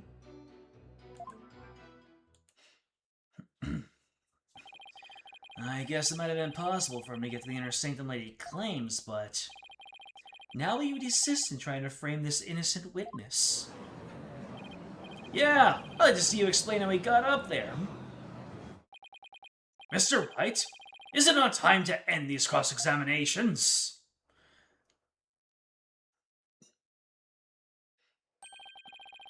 A moment of desperation leads to 100 million years of torment. It means that for each moment a sinner spends struggling to deny their sins, 100 million years of torment are added to their time in hell. Khura'inism is the strictest religion ever. Just so you know, you've already accrued 200 million extra years. Plus the 5 they started with, that's 700 million years. Sure, that's another 200 million, give or take. Well, it's a big deal to me. I can't keep saying that the witness was there at the inner sanctum if I can't prove it. The problem is, how am I gonna do that?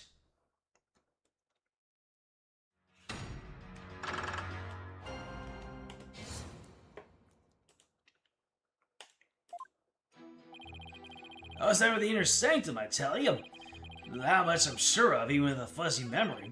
Besides, it would have been impossible to get there in the first place. You lawyers sure are scary. Hold it!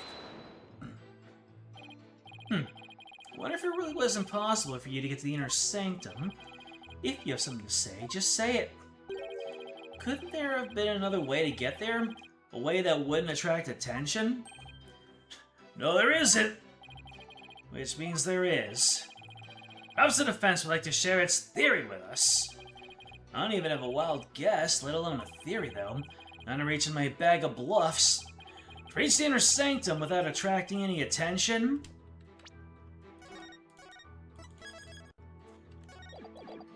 He climbed up a cliff, he came from the plaza. Oh, he fell from the sky? The banner! He used the banner to escape from prison.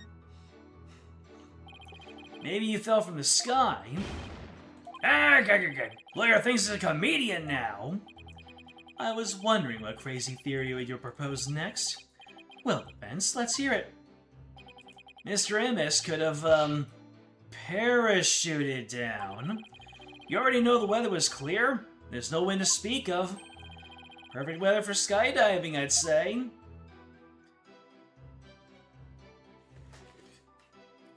Yeah, wasn't the jail above the inner sanctum?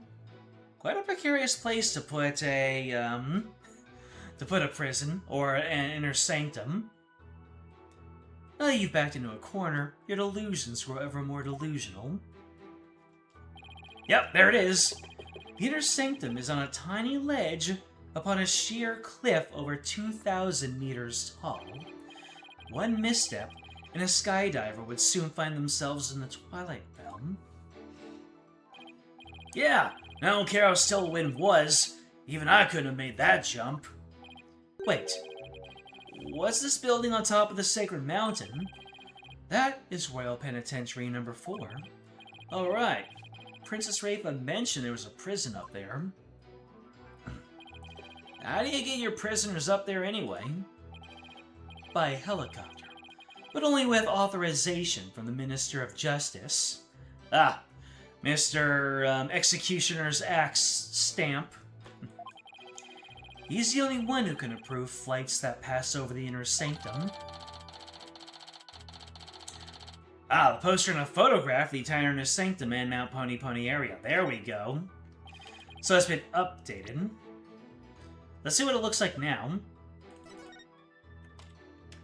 Alright, so now we got both of these. And yeah, we can see that there are a bunch of other smaller mountains around there.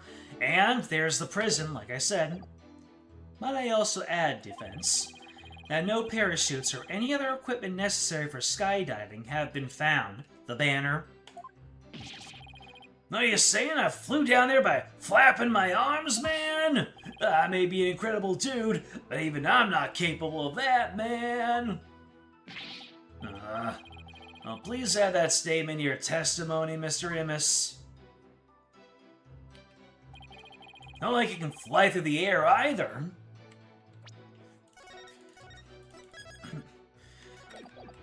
You didn't need to fly, you just needed to fall in style. Objection! Hell yeah. Mr. Immis is right. He couldn't have skydived down there without any gear. Well now, finally come around, have you? Now you see that I, couldn't have possibly been there at the inner sanctum, man. Right. If you didn't have any gear, that is. What on earth are you talking about, man? That overreaction is a dead giveaway that I'm on the right track. Take a look at this piece of evidence. Those are prayer flags, are they not?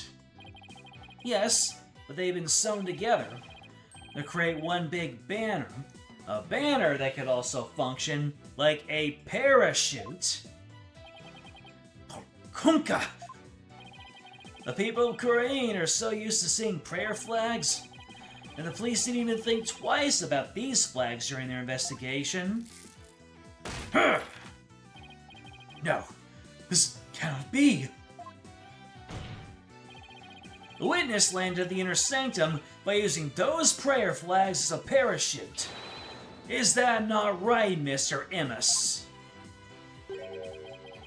There's no way out. I'm surrounded, man. Mr. Immis? All this talk shocked my memory. I guess I was there at the inner sanctum after all, man. Murder.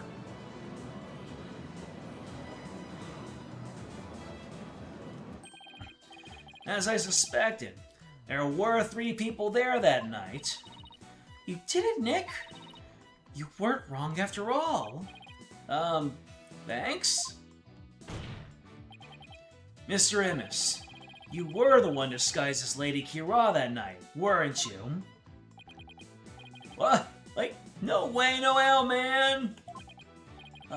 It's like this, oh yeah! I was only there at the inner sanctum by accident, man! By accident? Exactly! That thing's not a parachute! It's a homemade paraglider, man! paraglider? Are you telling me you could fly using that patchwork mess of material? It may not look like much, but it's like as sturdy as can be, man. I rode the wind like an eagle, going higher and higher from my earthly launching point, man. But then, something happened that forced me to land in the inner sanctum. So you just happened to land there? You expect me to believe that? No, no. Please calm yourself, Mr. Wright. However, the fact that the witness was at the inner sanctum is crucial testimony indeed.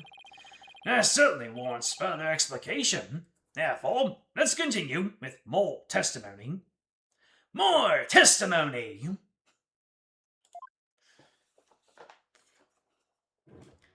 Now there, Gaius Warzel. You think that Anonymous and you would get along well? Why do you say that? Looks like the kind of guy, he almost, for some reason, he gives me capybara energy. Unless that's what he wants us to believe. That evening, I was like enjoying a trek through the night sky with my homemade paraglider, man. But just as now the pony was drawing near, something terrible happened, man. An accident forced me to make an emergency landing at the inner sanctum, man. As I landed, I banged my head, causing me to lose my memory. So you see, I ended up in the inner sanctum purely by accident. Mr. Immis, you failed to mention any of this during your pre-trial questioning. Can't be helped, man. I mean, I'm just remembering it now.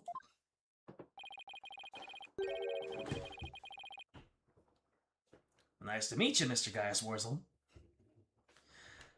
Continue such slipshod testimonies, and you will be cast into the hell of hangnails, where you shall have hangnails grown and ripped out for 800 million years. Damn! You know that Prosecutor Sadmati is angry when he gives someone else a longer sentence than me. Hoo-ha! I think I'll pass on that, man. Looks like that caught Prosecutor Sadmati off guard. This is my chance to rip his case to shreds.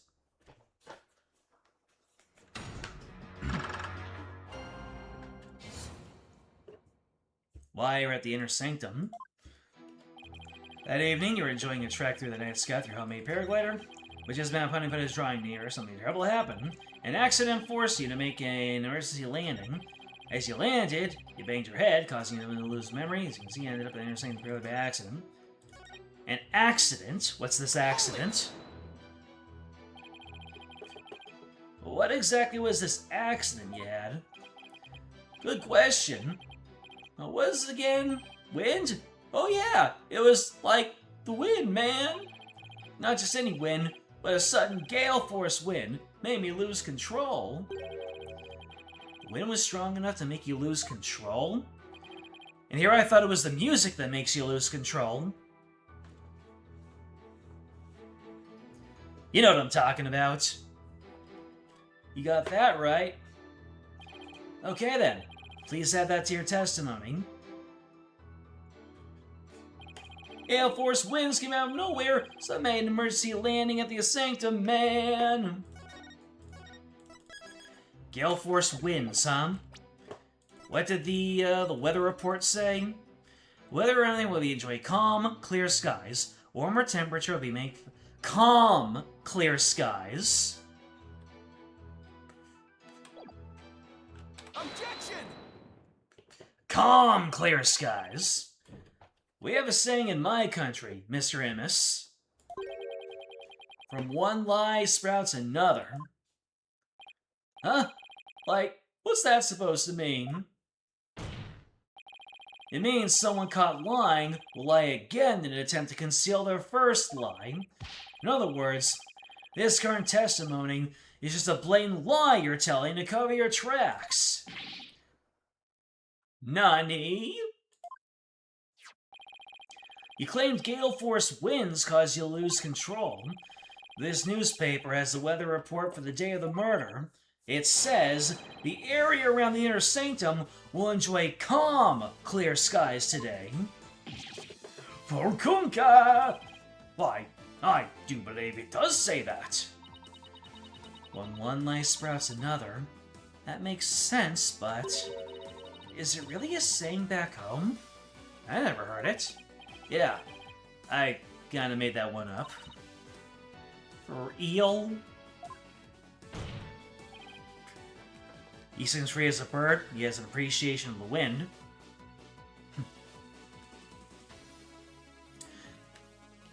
You could say he's a knight of the wind. Don't know what a Sonic reference means. Your Magistrate, the witness's testimony contains another flaw, one that's even more fatal to his cause. More fatal, you say? The defense will explain himself at once. Mr. Immis claims he was flying up around the inner sanctum with his paraglider. It would have been impossible to get all the way up there without any wind. Why, yes, I believe you're right. Because we know the witness was at the inner sanctum, so... Mr. Immis, how did you get there? And from where?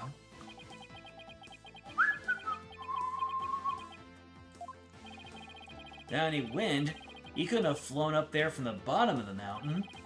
By process of elimination, the only starting point that makes any sense is... Your Magistrate, I believe I have the answer to your question. To reach the inner sanctum, Mr. Immis must have launched himself from here. Clearly, it was from this tree right here. No. From the penitentiary. Hoo-ha! Are you like insane, man? The winds guided him to the inner sanctum, just as the winds have guided you to this stream. How poetic. I like it. That's where he came from. He couldn't have come from below. The only option is from above. So you see, Anonymous came down from Royal Penitentiary number 4. From there, he could have easily reached the inner sanctum by parachute, and that means he might have also killed the High Priest. What? Mr. Immis, were you the third party at the inner sanctum, and the one behind the warning to halt the Wright that the victim received? Was it you we saw in his final memory? Are you the rebel hunter lady Kira? That's a big hoo-ah. Well, I hope you enjoy your stay, Gaius.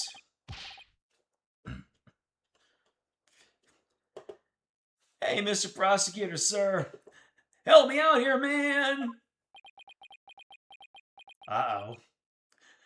He got on the Prosecutor Sadmati's bad side by saying all these lies and pretending that his amnesia was blocking all of his memories. You're kinda cooked, Mr. Immis.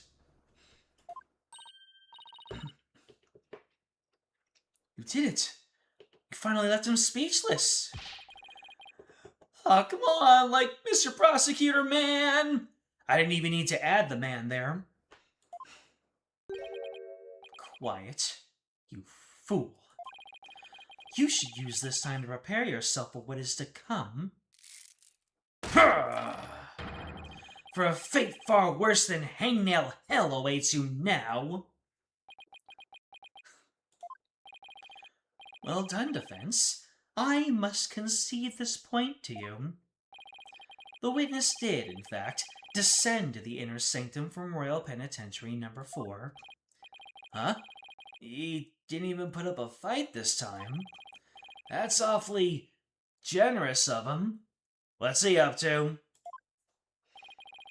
But if you are as perceptive as you seem, then surely you've also figured out the riddle. The riddle of Anonymous's true identity. Oh, his true identity? Not sure I know quite yet, but I guess I'll have to answer with something. It would seem I am the only one still in the dark here. Would the defense care to enlighten me? Who is this man we've been calling Anonymous? Witness's true identity is... Jeez. Who recently left a prison lately?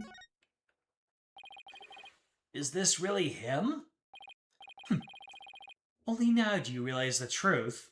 And, if he is the rebel, why would a rebel want to kill a rebel? That is your angle. You're going for the motive.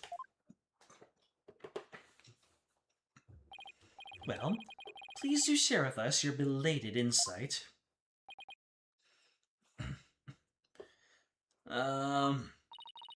What's wrong, Nick? Why are you holding back? Because this is going to be very helpful to our case. Really? You sure? Unfortunately, got another choice. That scruffy beard and shaggy mane completely threw me off. But it's all becoming clear now. The nighttime base jump from the mountaintop prison, the precision landing at the inner sanctum using only a handmade parachute.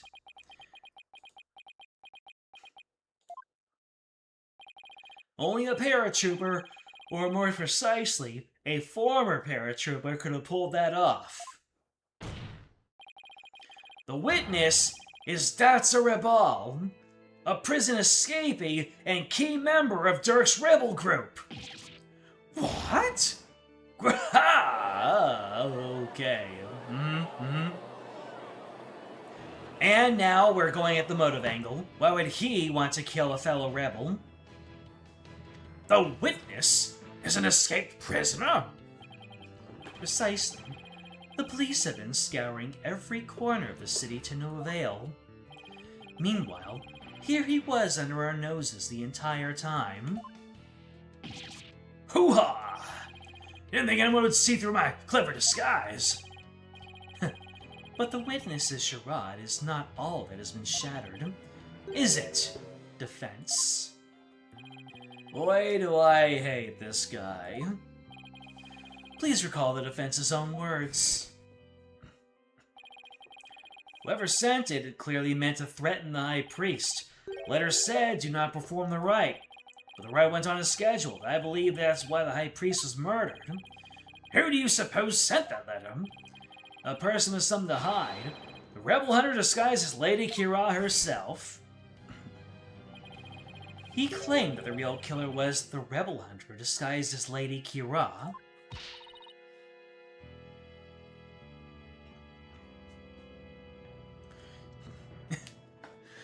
Oh, are these, sounds like, Trails quotes here.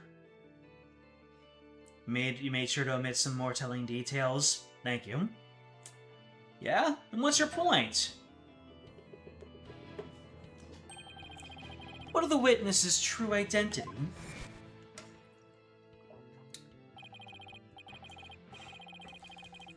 Yep. So the rebel hunter is a rebel himself, is what we're asserting, and that makes no sense. Haha! He is a rebel and an escaped prisoner. He could not have possibly been Lady Khura'in, mortal enemy of the rebels. No!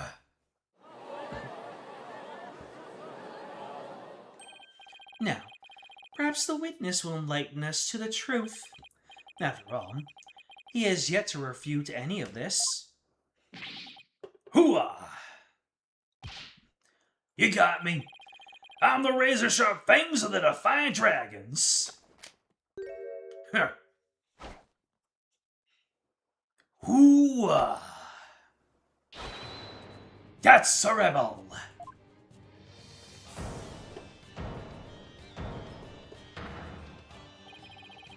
Where are we going from here now? When did you get your memory back?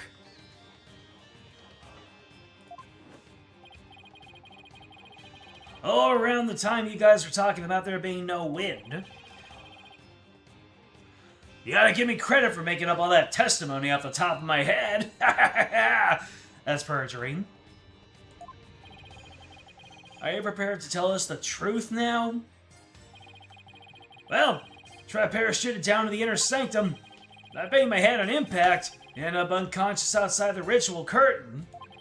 In short, all my eyewitness testimony was a big fat lie, man! A big fat lie! Oh, by the way, long time no see. Beauty. Beauty?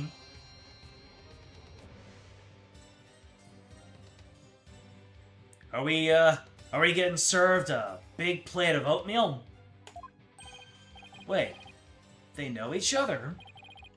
Your Majesty, the filthy rebel belongs in a jail cell. Oh, yes, of course. Bailiff, seize him at once. Seems you really do have forgotten the will of the dragon, huh, Yudi? Oh, these are some claims.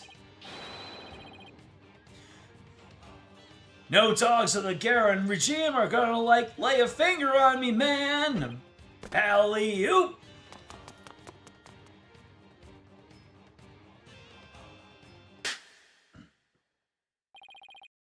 Deploy all available resources. I want all units placed on high alert. For a minute there, I thought I was gonna chant one of his Ryuga Wakateki wo Karaus and, freeze him in place.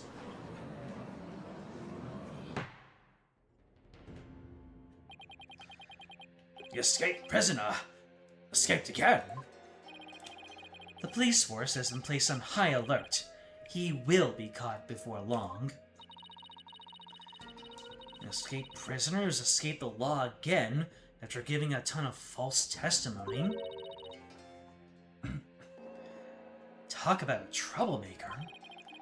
You really pulled a number on all of us. What was the point of all that anyway? Well, I can't help but feel that entire episode was an enormous waste of time. Your Majesty, perhaps it was not as great a waste of time as you might believe. What makes you say that, Prosecutor Sadmati? That's a rebel dropped something he made his escape from these halls. As he made his escape. That scrap of paper looks awfully familiar. These appear to be direct orders from Dirk. From Dirk? The rebel leader? Oh, but we only have a small corner of it. Wait, I remember now. Your Majesty, I've seen that scrap of paper before. You have? The scrap of paper That's a Rebel dropped is part of this.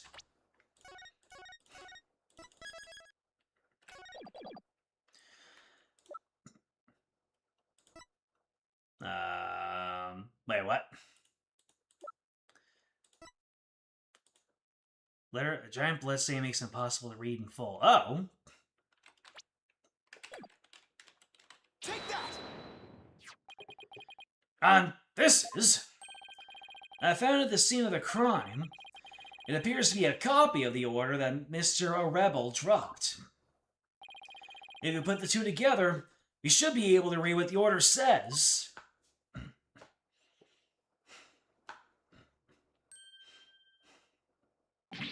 Oh my!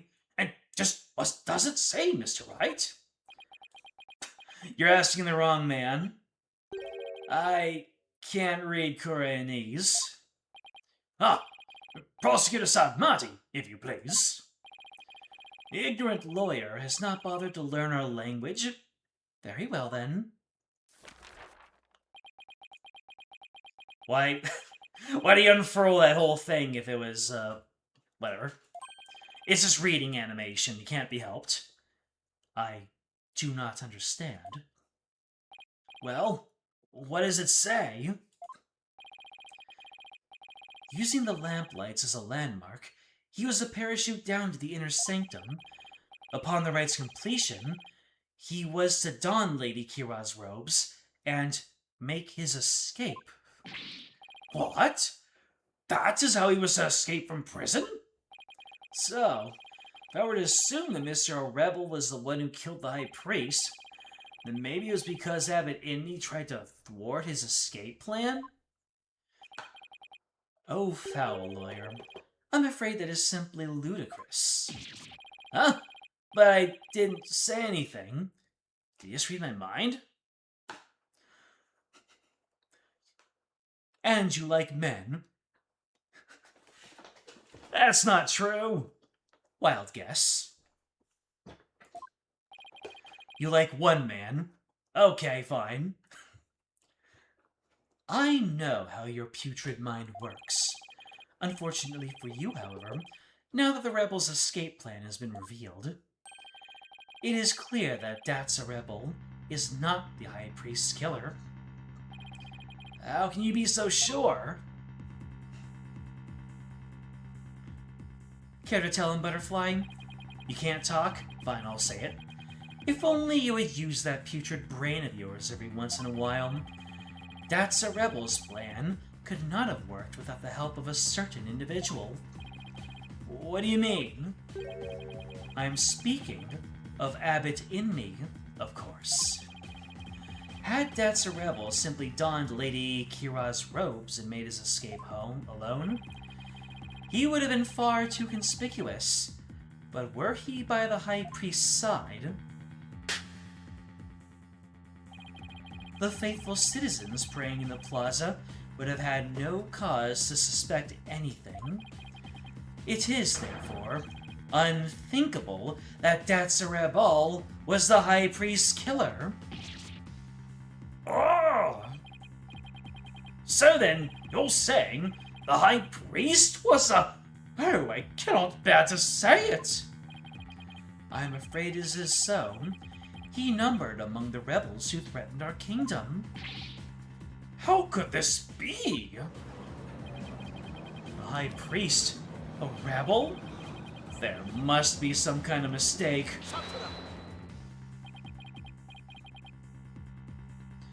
Let it go and move on. Accept the truth. It is the only way. And that goes double for you, Defense. Cease your futile battle now. And why should I? Because I will now put the final nail in the coffin of the accused. Now that we have eliminated That's a Rebel from our list of suspects, there's only one person that still remains. The accused, Maya Fey. Hold it right there. Aren't you forgetting something important? Something important? Please do explain, Defense. We can't end this trial without looking into... Let's see. The arrow, the murder weapon, the murder weapon? Oh. Nope, guess not.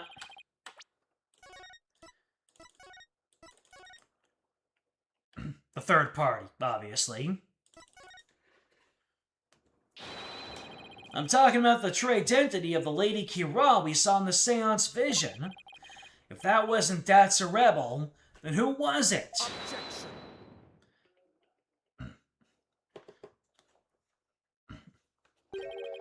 That matter has already been resolved. It has? What you talking about, Nyuta? What you talking about, Yudi? It is as I have maintained from the start. There was no third party in the Seance vision. Objection. But there was another Lady Kira there besides Maya Fey. We all saw her. Oh, here we go. What the? I can't do my finger point. Oh no. He's gone after my most potent weapon. Chad, am I cooked?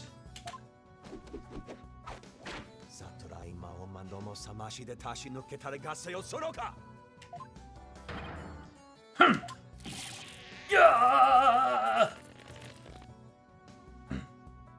This is assault!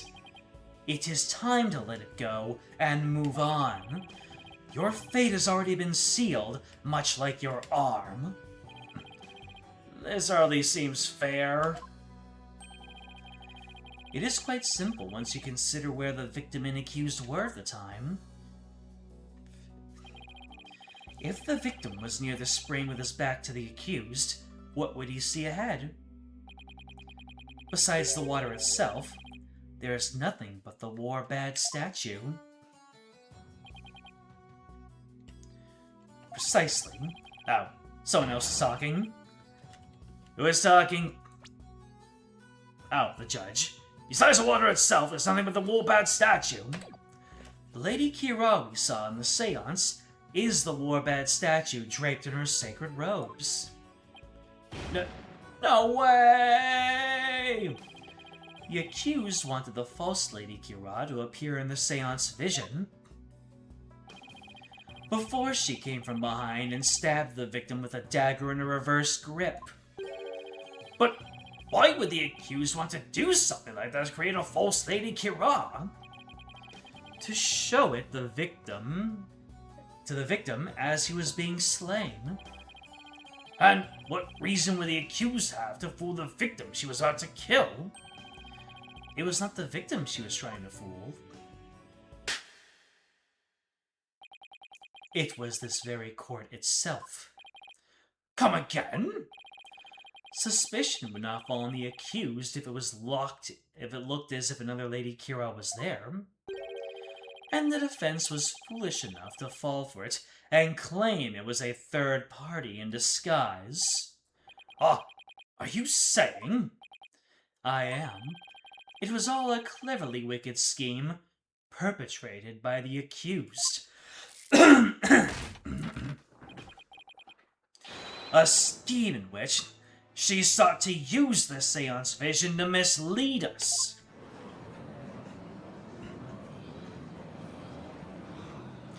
Phoenix is feeling it. This can't be happening. What a face you're making, defense. I'm surprised you are taking this so hard.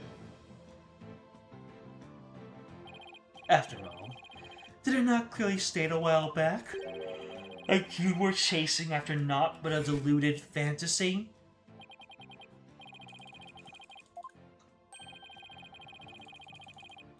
He certainly did say that. You're telling me you knew this is how it turned out all the way back then?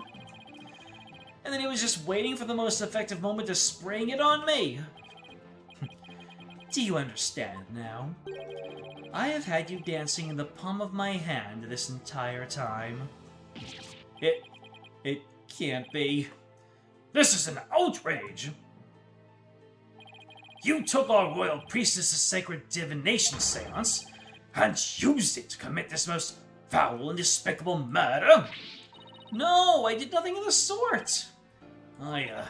Nick, it's not true. I didn't. Objection. Cease this ugly display. Your fate is sealed now that the facts have been exposed.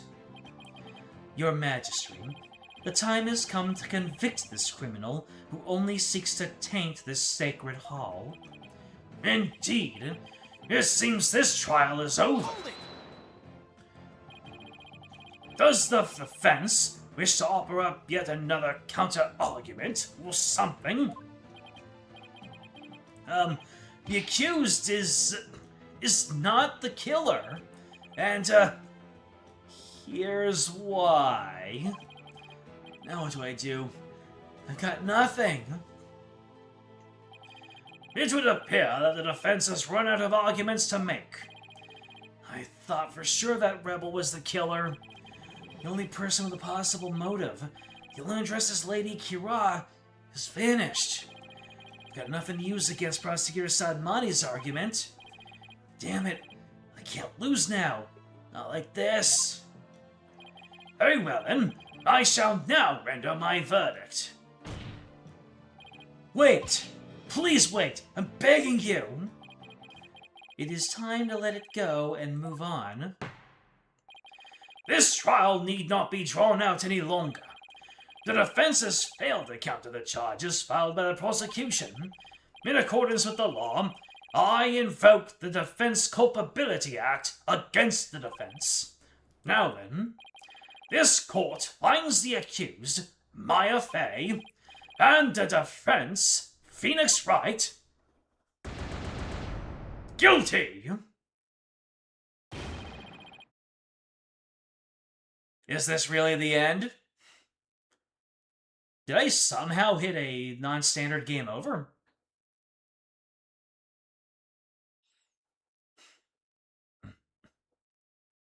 Or... there we go. Your Majesty, please forgive the interruption, but... What is the meaning of this? A body has been found. In the Plaza of Devotion, Your Majesty. What's this? A body? What happened now? And we found this sticking out of the victim.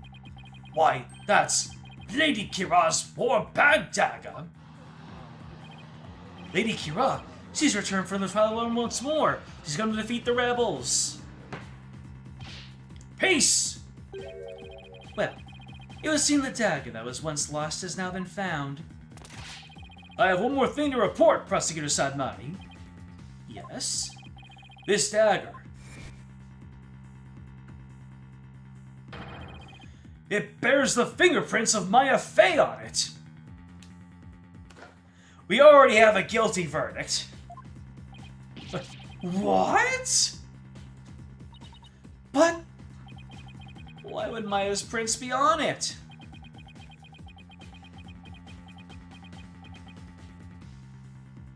What's Naida cooking? Why isn't he gloating? I cannot believe it, yet it must be true.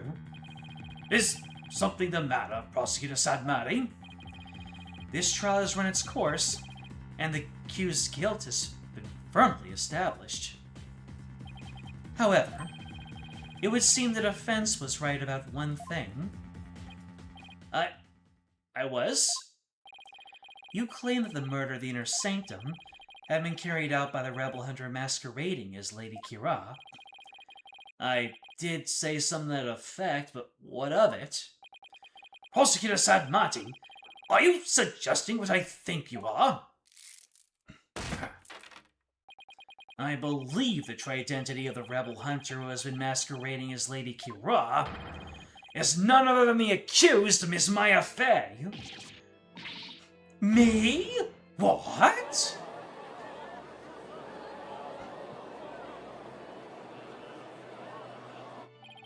Where are we going from here? I realize how shocking this must seem. Looking back, however, I now realize there was much that pointed to this fact. The rebel-hunting Lady Khura'in was first sighted about 2 years ago, and the accused first came to our kingdom 2 years ago as well. Why, that timing matches perfectly. But there is more. No. That warning letter was found in the High Priest's bedroom 3 days before the rite.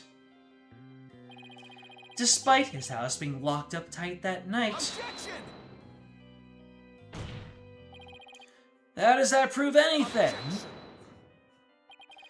It is difficult to believe an intruder could have found a way to enter such a secure house.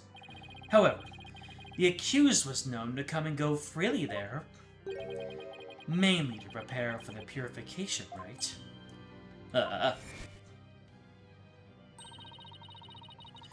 important figure with a ton of duties, yeah, training the acolytes, even to a foreigner like her. She was invited in.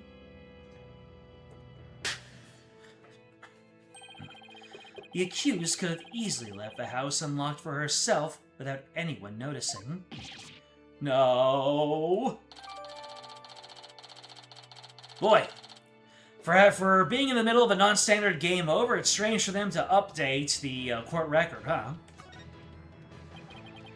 If we assume that the accused was Lady Khura'in, that more than establishes her motive for killing the High Priest.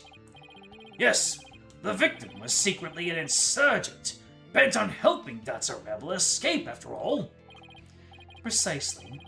That made him a target of Lady Khura'in's wrath.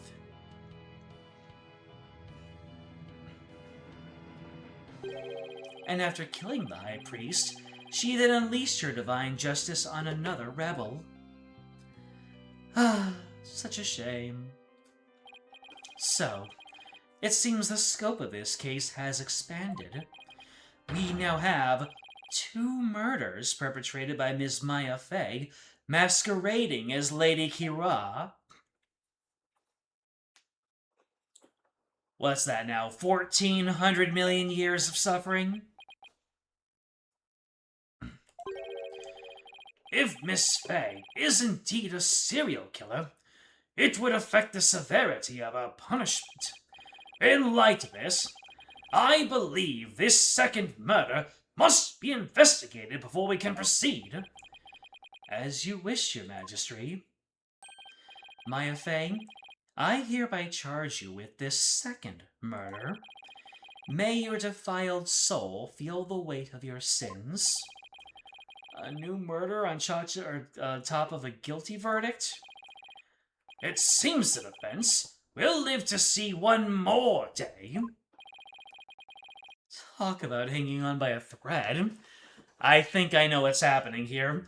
I think Prosecutor Saad Mahdi, he is trying to stall for us to find the truth about both murders.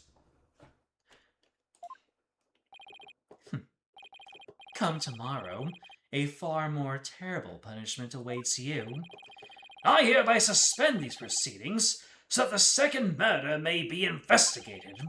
Until the conclusion of this new investigation, this court is adjourned.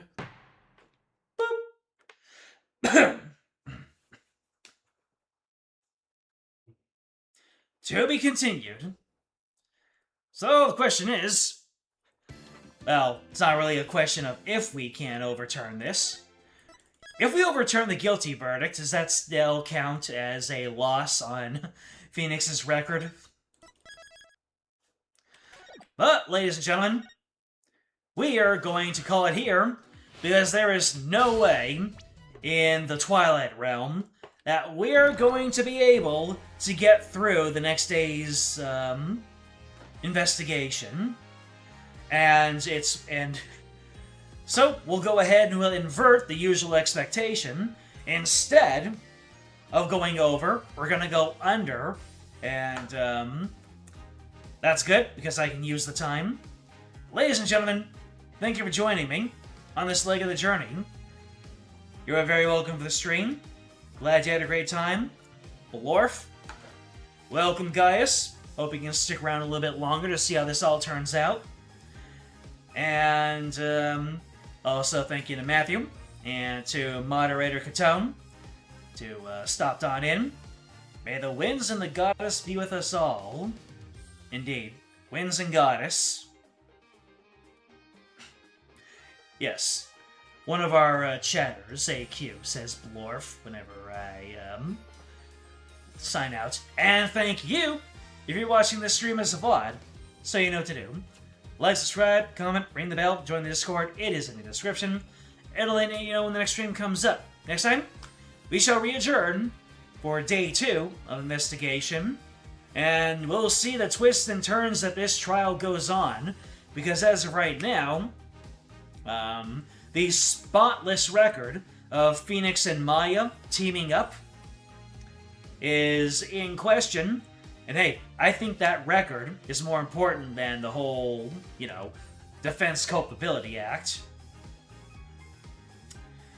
And on Saturday, normally I would continue with a Doki Doki Literature Club, but it is a prelude to a very special day. So, we're going to be playing something different. A birthday game. Leave your guesses as to what that birthday game is below, or in the Discord. Join it. But, next time, more Ace Attorneying. Until then, out.